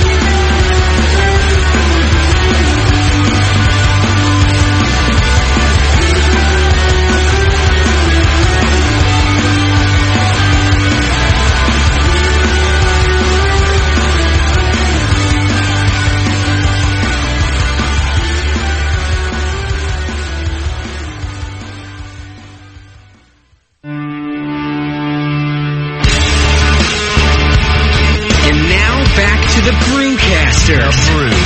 On the Brewing Network.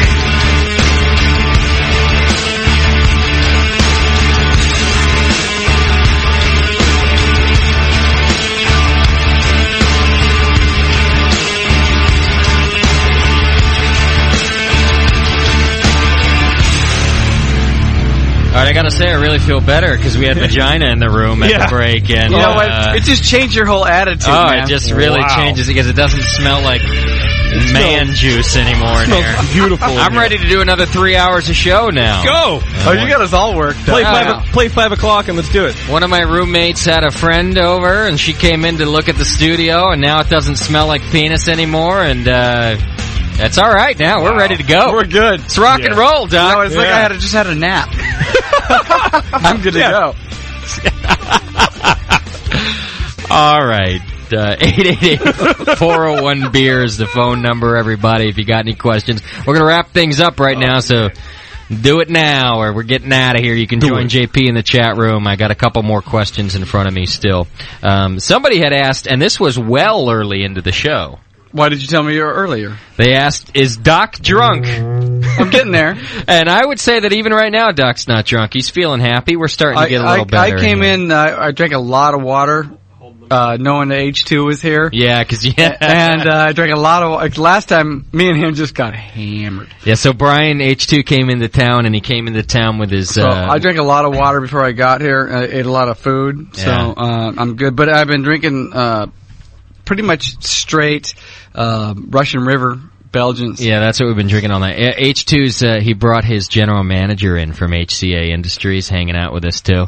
And he had to show him good beer. Well, yeah, so we hit Russian River last night, and the poor guy, man, he's not used to it. This morning, we had a meeting this morning, and just to cover a few things, and you know, H2's general manager is supposed to be there too, and he didn't make it. And we felt so bad for him because they're like, man, we really kind of put the hurt on him because we gave him good beer, but he's not used to it wasn't just good beer, it was good Russian River beer, which tends to be a little up there on the alcohol scale. Plus he had been up since 4:30 in the morning to catch the flight out here, the whole thing.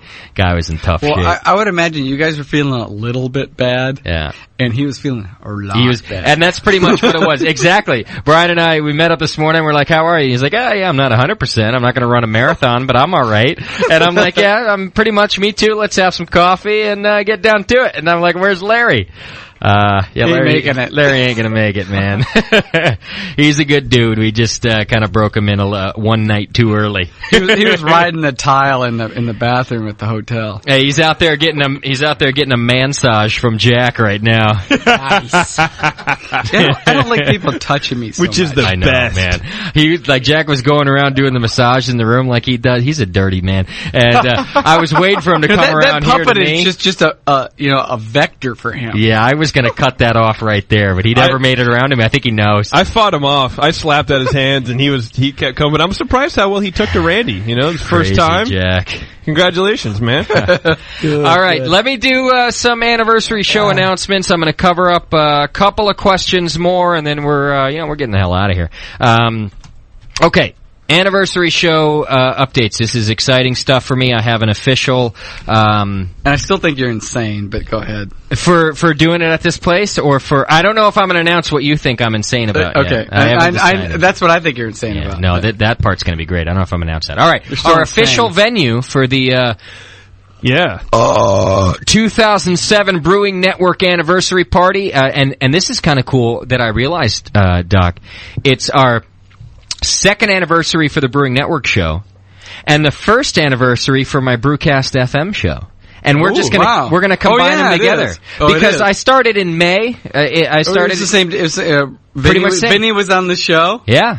I started the end of May in 2006, and it's going to be right about that time, close enough to celebrate them both together. So it's a dual anniversary party. Oh yeah, it'll be good. I'm going to be promoting it on the FM station in the Bay Area here, which is a big signal. So that should hopefully bring quite a draw out there. Can I get hammered? And you can get hammered after our big surprise. I know. They can. But we're going to be broadcasting live from the Bistro in in Hayward, which is a really great beer bar down there. And they're big on having music there, too. The guy has... Bart Close. It's Bart Close. In fact, Bart-friendly. that's a big part of what we're going to do. I'll tell you about that in a second. We are going to be broadcasting live from the Bistro in Hayward. And by the way, this is nothing against the 2-1-A. Obviously, we love Sean O'Sullivan and the 2-1-A, but we've outgrown the 2-1-A. Oh, yeah. We can't do We're it there. taking We over need the whole place. We need a bigger place, and we're going to have live music at this year's anniversary show. Cold Hot Crash is our headlining band, and you guys know they kick ass.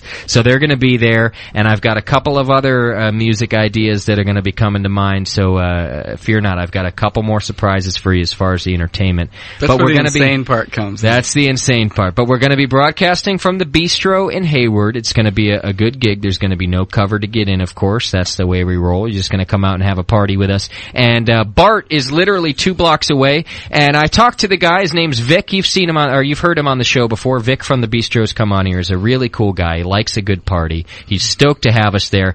And I told him that I'm really big on designated drivers. I really hate it when people, drink and drive. And that was a big thing of mine and why we got the limo that we puked in last year when we left. You bumped it. Bumped him. You bumped him. You bumped him in my limo. Car.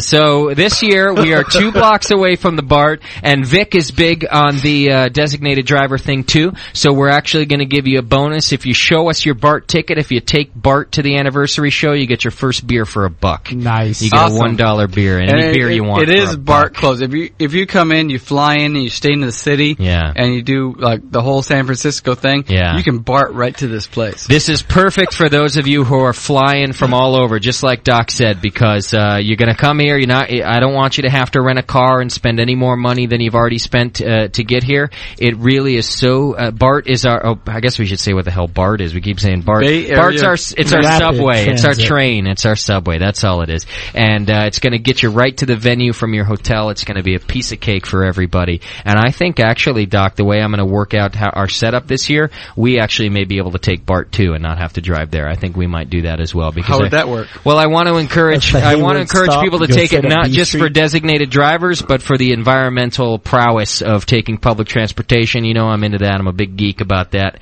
and I want us all to take it too. So I'm going to try to get everybody from the Brewing Network to get on BART also. Oh, that'll be fun. I can have my wife drop me off there and say, see you later. That's not what I just said. Bring your drop you off at the BART? Yes. Yeah, drop me off at the BART, yes. and then you take the train. We take the train there, and then we come back up. Yeah. I'm your problem. So bring your BART Doc.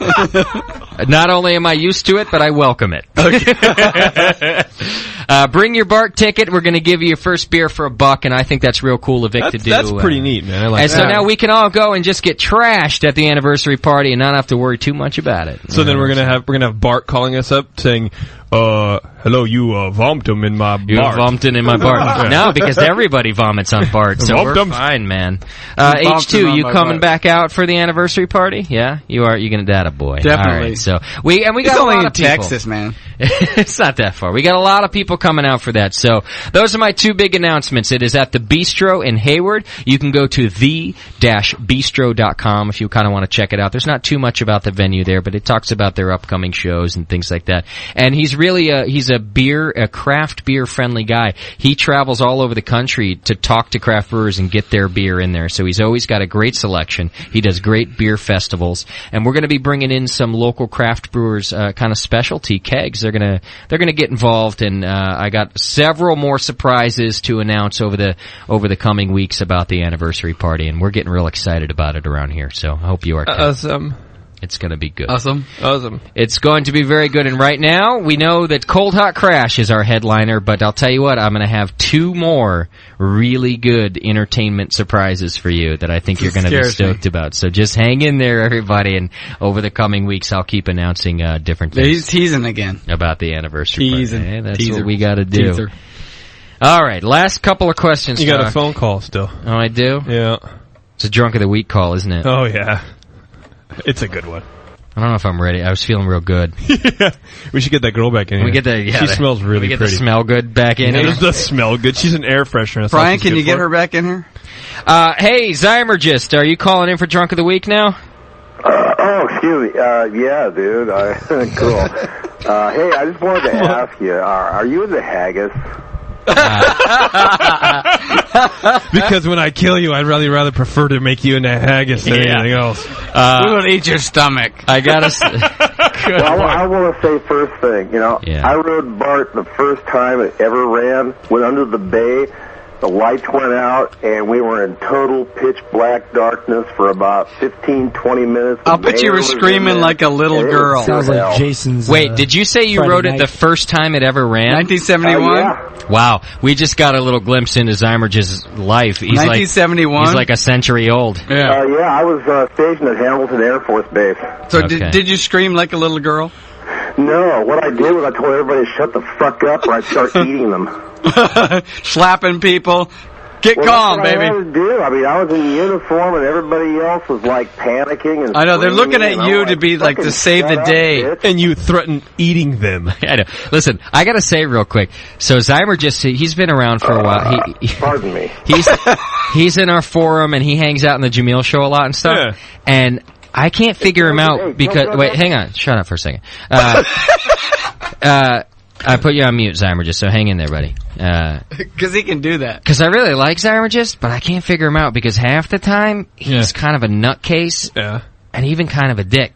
And then the other half of the time, he's awesome. Like, he's a really cool kind of a forum listener and the whole thing. And I don't know, I haven't figured out yet if he's one of my favorite guys who hangs out think that, or my least favorite. No, that really bounces off your Prozac level. Yeah, he's like, because really, like, sometimes he's like really one of the nicest guys out there. Yeah.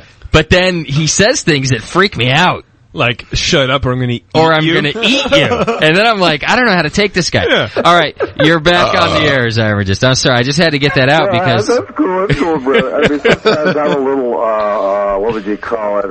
Hammered? Manic depressive, you know. Wow. Are you on medication? Self-medication. It's a yes or no question.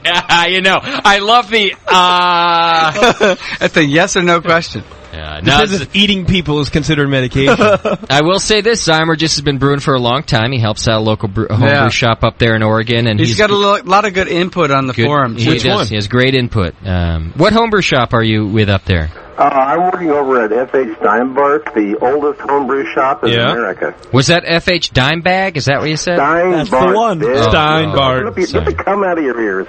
Whoa! You see what I'm saying? Yeah. He goes right out of left field. Yeah. He goes from like really nice to I'm going to cut your head off and like Bug Eater is saying we're going up to Portland. Bug Eater is saying that Zymergist is a past Ninkasi winner. Have you won Ninkasi before, Zymergist? Yeah, but that was a long time ago. Before it was important. Before it was important. Nothing exists outside of Portland. before anybody else was in the running. Everything else outside of Portland I actually made it up. It's all in your imagination. I kind of want to replace Crazy Jack with Crazy Zymergist. Yes, I think so too. Zymergist, if you were behind me, would you rub my shoulders or move? One of the two. I got a pertinent question. I mean, hey, I was a chiropractor for 15 years. I got a pertinent question. Do you have a puppet? Yes, I do. Then you're in, baby. Holy shit. It's a marionette.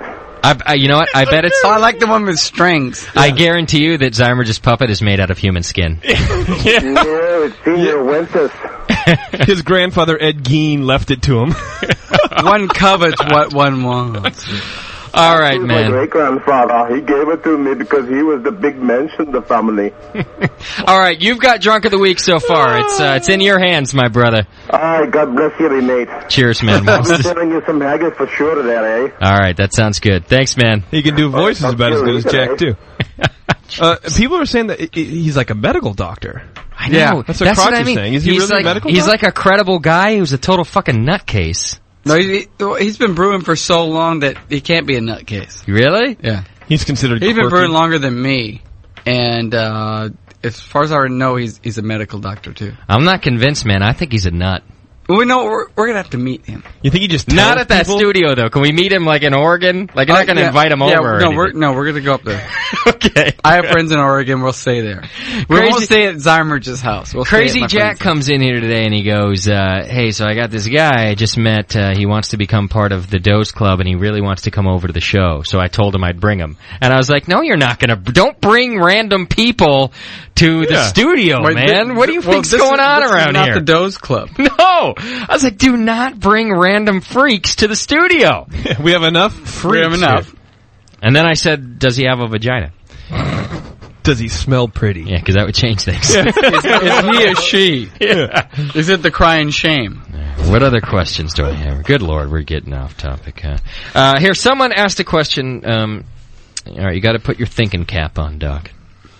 Uh-oh. Okay. There's some competition coming up. I've predicted some of it. Whatever the competition is, it's in September, October. What does that mean? All right. When is a good time to start a peach bourbon beer? What's the base beer? I don't know. November. It was. Yeah. All right. Well, it really depends on what the base beer is. If you're going to be doing a lager, you want to do it July. If you're going to do a stout, or a porter, which a lot of people do bourbon with, September's probably fine.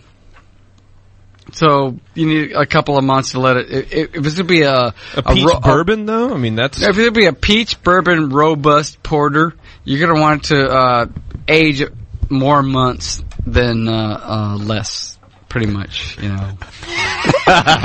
Mrs. H, I hope you can ask someone else that question. Good Lord. Okay, let's try I petered out one. on that one, sorry. When entering a meet... I just wanted to finish that question. I just got a PM from Sean O'Sullivan. He's in the airport. Zymer just apparently wants to meet him at the airport, and Sean's very afraid and doesn't know what to do. Sean, be afraid. Do not meet Zymer just at the airport. Does Sean have latex? Does Sean... He wants to bring Sean a, quote, growler. I don't know what that is. Is it a Portland growler? That's different. I think it's a human blood growler. Yeah, that's what I think, too. It's a skin growler. A growler of what? Hey, Doc, what would be a good base beer for a peach bourbon ale? A porter. A porter. I would love to have a peach bourbon porter. Okay. That'd be good. All right, when entering a mead, and they asked mead or wine, but... Did you say ass? They axed. Okay. Sorry, Token. When entering a mead, would you use a real cork or a synthetic cork? Like, what should you do? You know, it's a valid... It depends on storage quality. Some meads don't want to be hung around for a long time, and some have to. No, it's like... So what is the better closure? I've had some people like, I saved your mead. Dude, that should have been drank a year ago. That was not meant to be saved. And other people, it's like, I tried your mead, it was pretty good. And they go, well, that's a 2-year mead. So it depends on what it is and what strength and what you're trying to go for. Okay. And it all goes into what oxygen is going to come into it. So... All right. What does it take to really shine in the specialty category? Because that's it. That's Randy, a good question, actually. Balance. Just a balance. Word, balance. Yeah. So as crazy as the beer may be, it still has to be balanced. Don't kick anybody's ass. Anything that you put in a beer, you're shooting for balance. If you read the style guides for specialties, no matter what you put in it, it's got to be to balance with the other characteristics of the beer. You can't just blow someone over with a lot of peach flavor. Right. You know, it's got to be a drinkable quality beer, as has already been said several times. Case in point, I made a saison and I put way too much ginger in it. Out of balance. It was out of balance. So much ginger. So what did I do? Am I going to throw that beer away? No, absolutely not. I brewed I brewed a Belgian single. Mm-hmm. And I blended it. Nice. And let it mellow. Worked out great. As? A saison still. Yep. Or a farmhouse ale. Sure. And it worked out really well. So don't throw away just because you overdid something. Brew something else to tone that down. Blending's a beautiful technique. Yes, it worked great. All right.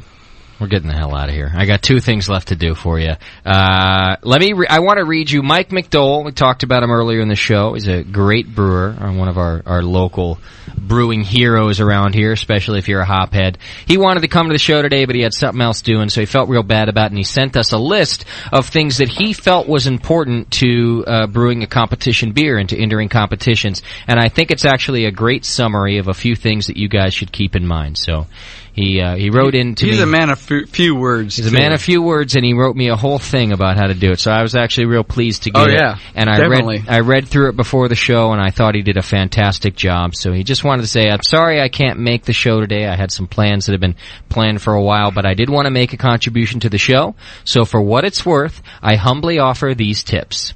And here's his tips. The recipe, equipment, and methods you use to brew beer for competition should be the same recipes, equipment, and methods that you use to brew all year long. The competition beer is the culmination of brewing perfection, not the beginning of it. And we mentioned that earlier in the show. Don't change everything because you're about to do a competition beer. I think that's an excellent point, that everything you do all year long should be used to brew a beer for competition. So that's his first one. That's a good one. Second, brew the beers that you plan to enter according to a schedule that will optimize the freshness, aging, and or hop impact of each beer at the time of judging. So that's another great one. A lot of beers, they want to sit around for a while, and that's when they reach their peak. But certain really hoppy beers, your IPAs and stuff, Vinny will tell you quite often from Russian River, man, you want that hop flavor to be fresh and nice, and don't go ahead and keep that stuff around for too long because it turns into cardboard and staleness real quick. So I think that's a great one. And look at your beer and look at the style and listen to the shows that we've done and figure out which beers need to hang around for what amount of time. So I think that's a good one. His third tip, fermentation is where the beer is. So make sure you understand the fermentation process and what's going on with each of your fermentations. Great advice there, folks. If you listen to any of our shows, you're going to hear that. Next, don't ignore the importance of a style-appropriate level of carbonation. That generally means that the beer needs to be slightly over-carbonated to allow for the pressure to last, allow for the pressure that's lost during bottling, or maybe when it's sitting on there. Little disclaimer, be careful with that. Like Doc said, if the optimum carbonation is 2.6, you're only talking about 2.7 to make it good for competition, not 3. Don't want to go 2.9 to 3.0 because it's going to be, they're going to think, oh, gusher, and they're going to mark you down. Yeah. But pay attention, and it goes by style, so find out what your carbonation level should be. Here's a really good one that he offered. Don't fall in love with your own beer. Some judges can give you great advice for making your beer better, but you have to be listening to it. And that's a really good one. Oh, yeah. You send in this beer that you think is just the shit. It's everything that you ever wanted a beer to be, and that's fine. I'm glad you're happy with it. But all your neighbors are loving it, too. Oh, you brew the best beer, blah, blah, blah. Yeah. But pay attention to the comments that you get. And he'll go on to say that not all comments are great comments. You're going to be able to weed out the judges who didn't know what they're talking about. But if 4 judges give you a sheet that talk about improvements on the beer that you just thought was perfect, don't fall in love with your own beer. Listen. Well, most hobbies, if you're brewing to please your neighbors, you're gonna please them. You're gonna be great. But most hobbies are to get a little bit better. Yes. Every time you're gonna get a little bit better, and you have to have some feedback to do that. My hobby for a while was photography, and I had to have feedback to tell me, oh, don't do this and do this. Most people love my photography, but I had to have the feedback. So don't fall in love with your own thing. A great piece of advice from Mike McDowell there. All right, he goes on to say, and we tackled this in the show too, find the competitions that you know to have the best judging. You're going to get information from the judges, and it's not always correct, he says. So that's what I was saying earlier. Ask around and find out what kind of feedback people got and enter those competitions.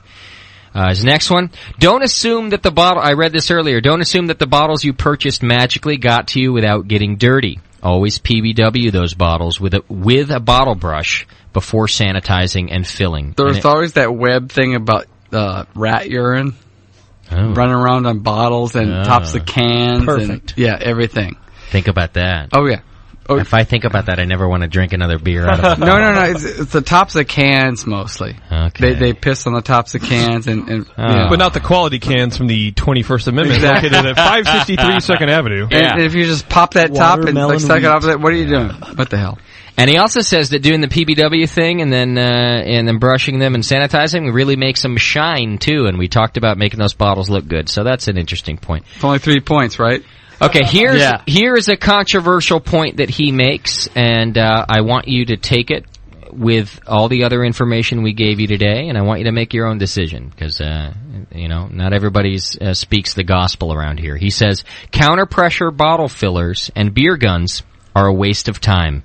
Just fill and cap a tilted, cold, CO2-flushed bottle with a picnic tap. It works for me, and I don't get beer on the ceiling, which can happen with the counter-pressure stuff. Now, everybody here on the show today said use a counter-pressure filler if at all possible, and we said if you can, it's all right to, purge your bottle with CO2 and just pour it in there. Here's a guy who does really well in competitions, who says he doesn't believe in them. Go ahead and just fill it up. So, Yeah. Mike, no talent hack. You be the judge. You guys got to do your own tests, you know what I mean? No, he has a lot to say with that one. It's whatever works for you. Yeah. I've always done counter pressure. It always worked for me. Yeah. This works for him. That's right. And in our show today, like we said a few times, we're just trying to stack the deck in your favor. So in that light, we say use a counter pressure filler to stack the deck. If you're real clean and careful, maybe if you don't you're have a gadget guy, Yeah. get a counter pressure filler. You will just love yourself because you're gadgeting. That's right. All right, his last bit of advice, and possibly the most important, and he says, and maybe more importantly, relax, don't worry, and have the recreational drugs of your choice. Have a great show. That's from Mike McDole. So little alteration on the great Charlie P. quote. And it works for Mike. And actually, I really think that was a great summary of a lot of the things that we talked about. We're going to be doing part 2 of this homebrew competition show in 2 weeks. And I'd like you to send us some homebrew, because we're going to have a few BJCP judges in here, and we're going to talk about different things. We're going to really just evaluate beer, talk about flaws we find in them, what we think caused them, how to fix those things, and really get you some good information about that. So if you want to send your beer into the show, send me an email, justin@thebrewingnetwork.com, and I'll give you the address. I'll tell you how to send it. Send all your beer to me. We'll do some. You've got 2 weeks to do it, and we'd really like to be able to get some good judging out there, especially if you know you're going to enter some of these competitions. Then send us the beer that you're going to enter, because we'll give you a good preliminary evaluation about that before you send it. With that, let me give you a few homebrew competition dates. The National Homebrew Comp is upon us. It's the 29th annual AHA National Homebrew Competition, and the entry deadline is between April 2nd and April 13th. So you need to go to beertown.org or your local homebrew shop or your local homebrew club, and you need to find out where your region. It's all mapped out by regions, and every region needs to send their beer to a particular place. And whatever the date is, it's between April 2nd and April 13th. So go to beertown.org and find out where you need to send your beer to make sure that you're in the National Homebrew Competition, and that's the one to be in, folks. Yeah, if you're only sending your beer in, that's the time to get in, but check the website. Yeah. If you're going to go to it, we're all going to be there. So yeah, we're going to be check there. us out. Yeah. I also wanted to mention the long shot competition from Samuel Adams is up. Yeah, is I up just against heard us that's again. coming up again. That's right. It's already here again. I mean, we just got yeah. We just got the beers on the shelf from the last one, as a matter of fact. And I know, it's just we're around again. I was reading that on the internet. And Yeah. It's like, whoa. The long shot competition is that Sam Adams competition, and if you win, and there's a few winners. I think there was 3.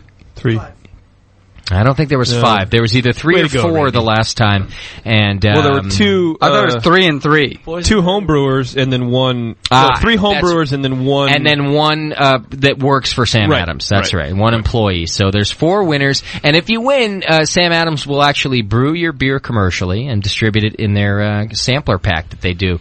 And they did it this year. And it's a really cool competition. Jim Cook, if you go back into our archives, look up Sam Adams or look up Jim Cook, and you'll find the interview with him. He really does it to promote the whole thing, and of course it's good for Sam Adams too. Sure. Let's it's face good for it. everybody in the beer But it's community. good for everybody around, so it's a good competition. The entry deadline, here is the quote right from their website, and you can go to samueladams.com to find all this information. But here's what they say. You have to send 4 bottles, and the 4 bottles of your brew, along with the entry form, must be received.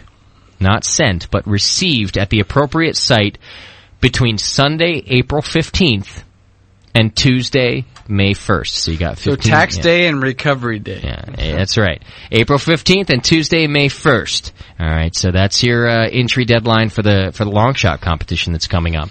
We've got the Southern California Homebrew Championship that we promoted last year. I'm going to give you some information about that next week. Good. That's a competition that's coming up as well. I'd like you BNers to get ready for that. We had a good showing last year, and I'd like to do the same. So are we a club? This year. Well, we are a club. I entered it, but we haven't shown up on the thing. I still got to contact whoever it is that's going to take care of that for us and get us up there. They had some glitches in the site, and we got lost in the mix. So, but we are a club. You're allowed to enter our name as a club. Don't worry, Justin. No problem. We'll work it out. We'll work that out. Did I miss anything? Next week, Pete Schlossberg. I'll figure out how to say it exactly by the time he comes in. By the time he comes in next week. Pete from Wicked Ale, from Pete's Wicked Ale is our guest next week. It's going to be a great show. That'll be awesome. I'm excited about that. Sign up for our newsletter because it'll be coming out soon. It's Schwartz beer. Ken Schwartz. It's free-forming. You want to do the Horseshock test? No, he asked me Or about whatever that. People didn't know how to get there. I'm working him. Doc? Yeah. I don't ever want to do a show without you, man. You look over here like you're looking for me, and I hate not to be here. I hate it. I hate it when you're not here, man. Tonight. Conversely, his wife loves it. Yeah, I know. Shirts and podcasts are available on the Brewing Network store. We're almost out of shirts. And it reminds me, I have to get 2 shirts tonight. Can I get that? I don't know if I have that. It depends on the size. Large and extra large. No, medium and extra large. No, medium and large. Medium and large is good. Good. We'll have a look and see what I've got. I got to send out a few tonight, actually. Go in the mail tomorrow. Hey, buy Brew Your Own magazine if you haven't already. You can click on the link from our site, and it helps out the Brewing Network if you just click that link. We get a little commission if you order your Brew Your Own magazine. It's a damn good magazine anyway, so I wouldn't put it on there if it wasn't. I like the magazine. I have every issue. Rest assured, I'm not going to bring you advertisers that I'm not behind. So go ahead and buy Brew Your Own. Yeah, until I'm about to get kicked out of my house, evicted, so to speak. So get your Brew Your Own magazine through our website. Don't be afraid to click those Google ads. It won't hurt you, and it helps us. I did that the other day. Did you click my Google ads? I did. Thanks, 3 buddy. times. I used to do it myself. He's not working or anything. You sent me a notice. Whenever I'm trying to get away from work. Yeah. Like want 8 to take to a 5. last call before we go? Let's take a last call. What the hell? What's up, caller? JP, I love your biscuits. I love you, Push. Who doesn't? Oh, my God. Hey, Push, who's the band I played earlier that you sent me? The Liver Lovers or something? The Poxy Boggards. The Poxy Boggards. Push. Liver Lugger. I played you guys that song earlier about the dude who doesn't like beer, and Push actually did all the mixing of that. Yeah, I mixed the last few records of theirs. Push, did you get my email? Well, which one? The one I sent you? So send me the one about the banjo part on the first part of the 5 o'clock show. Oh, no, I haven't gotten that yet. Oh, okay. Okay. Yeah. I sent you a PM on that. Hi, Scott. How you doing? Push. I look over. Yeah, you doing all right? Push sent us a pizza tonight. He's following in the weekly pizza tradition. I'm looking at that pizza. And hey, thanks, brother. The only thing that could be smell better than a girl is pizza. So you know, H2 says to say hi. We're gonna be chowing down on pizza here in a little while. Thanks. To You're welcome. I'm concerned. I want to make sure the station keeps going. Yeah, it's a good idea. He'll be in Anaheim tomorrow. I'm withering away to nothing. H2, you're going to be down south, huh? Anaheim, baby. Someone pointed out. I think H2 is going to be down south tonight, if you know what I mean. Easy. Make sure you shave. Someone very observantly pointed out that Doc seems to be channeling H2. Yeah. Push. Can you send me email? I can do that. Thank you. You bet. Just whatever you want to say in it is fine. Just send him an email. Hey, what's up, man? I'll deal with it after that, okay? Yeah, you got it. I just need a contact. Has it been a while since Doc's been like this? Doc's fine. Doc's good tonight. No, he's slurring a little bit. I think it's been a couple weeks. Look, it's a 3-hour show. What do you want? Yeah. Give a man a break. He's not harping on you, man. I've had no meat. Yeah, give him a fucking break, JP. What the hell? What, you get mod powers in the chat room and all of a sudden I will kick everyone out, I swear to Christ. There's been no bacon in the studio. There's a lot of bacon here, baby. Anything else, Push? No, I got nothing to say. All right. Hey, thanks, brother. All right, guys. Have a good one. See you, man. All right. Let's get out of here, huh? Think the girl's still here? I think so. We'll find her. Okay, let's go. Please. All right, next week, Pete's Wicked Ale guy is going to be with us. And then the week after that, part 2 of the competition show, we got Jameel coming in here, and oh, Jesus. I'm already out of the chat. Let's go. H2, thanks for all the beer, man. It's good stuff. We're going to go away and drink all that. A bunch of sours and a bunch of good Russian River stuff. I got to get Vinny back in here. I want him to do a sour beer show with us. I think we're going to do that soon. With the puppet.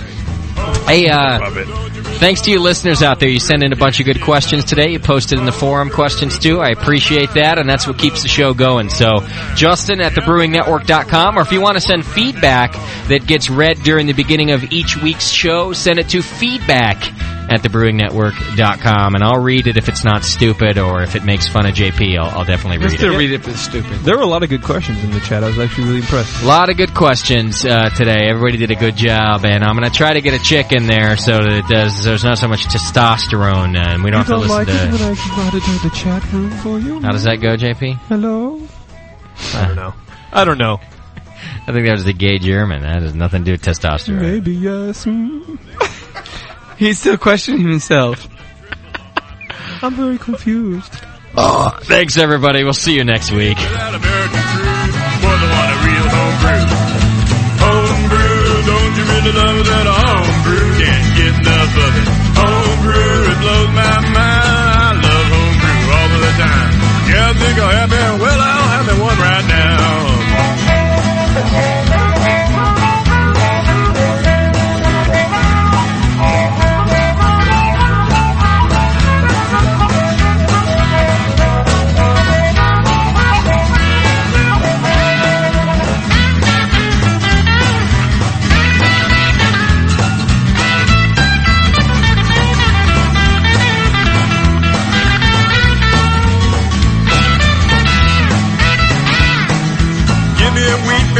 Summer day, a box will do me when the skies are gray.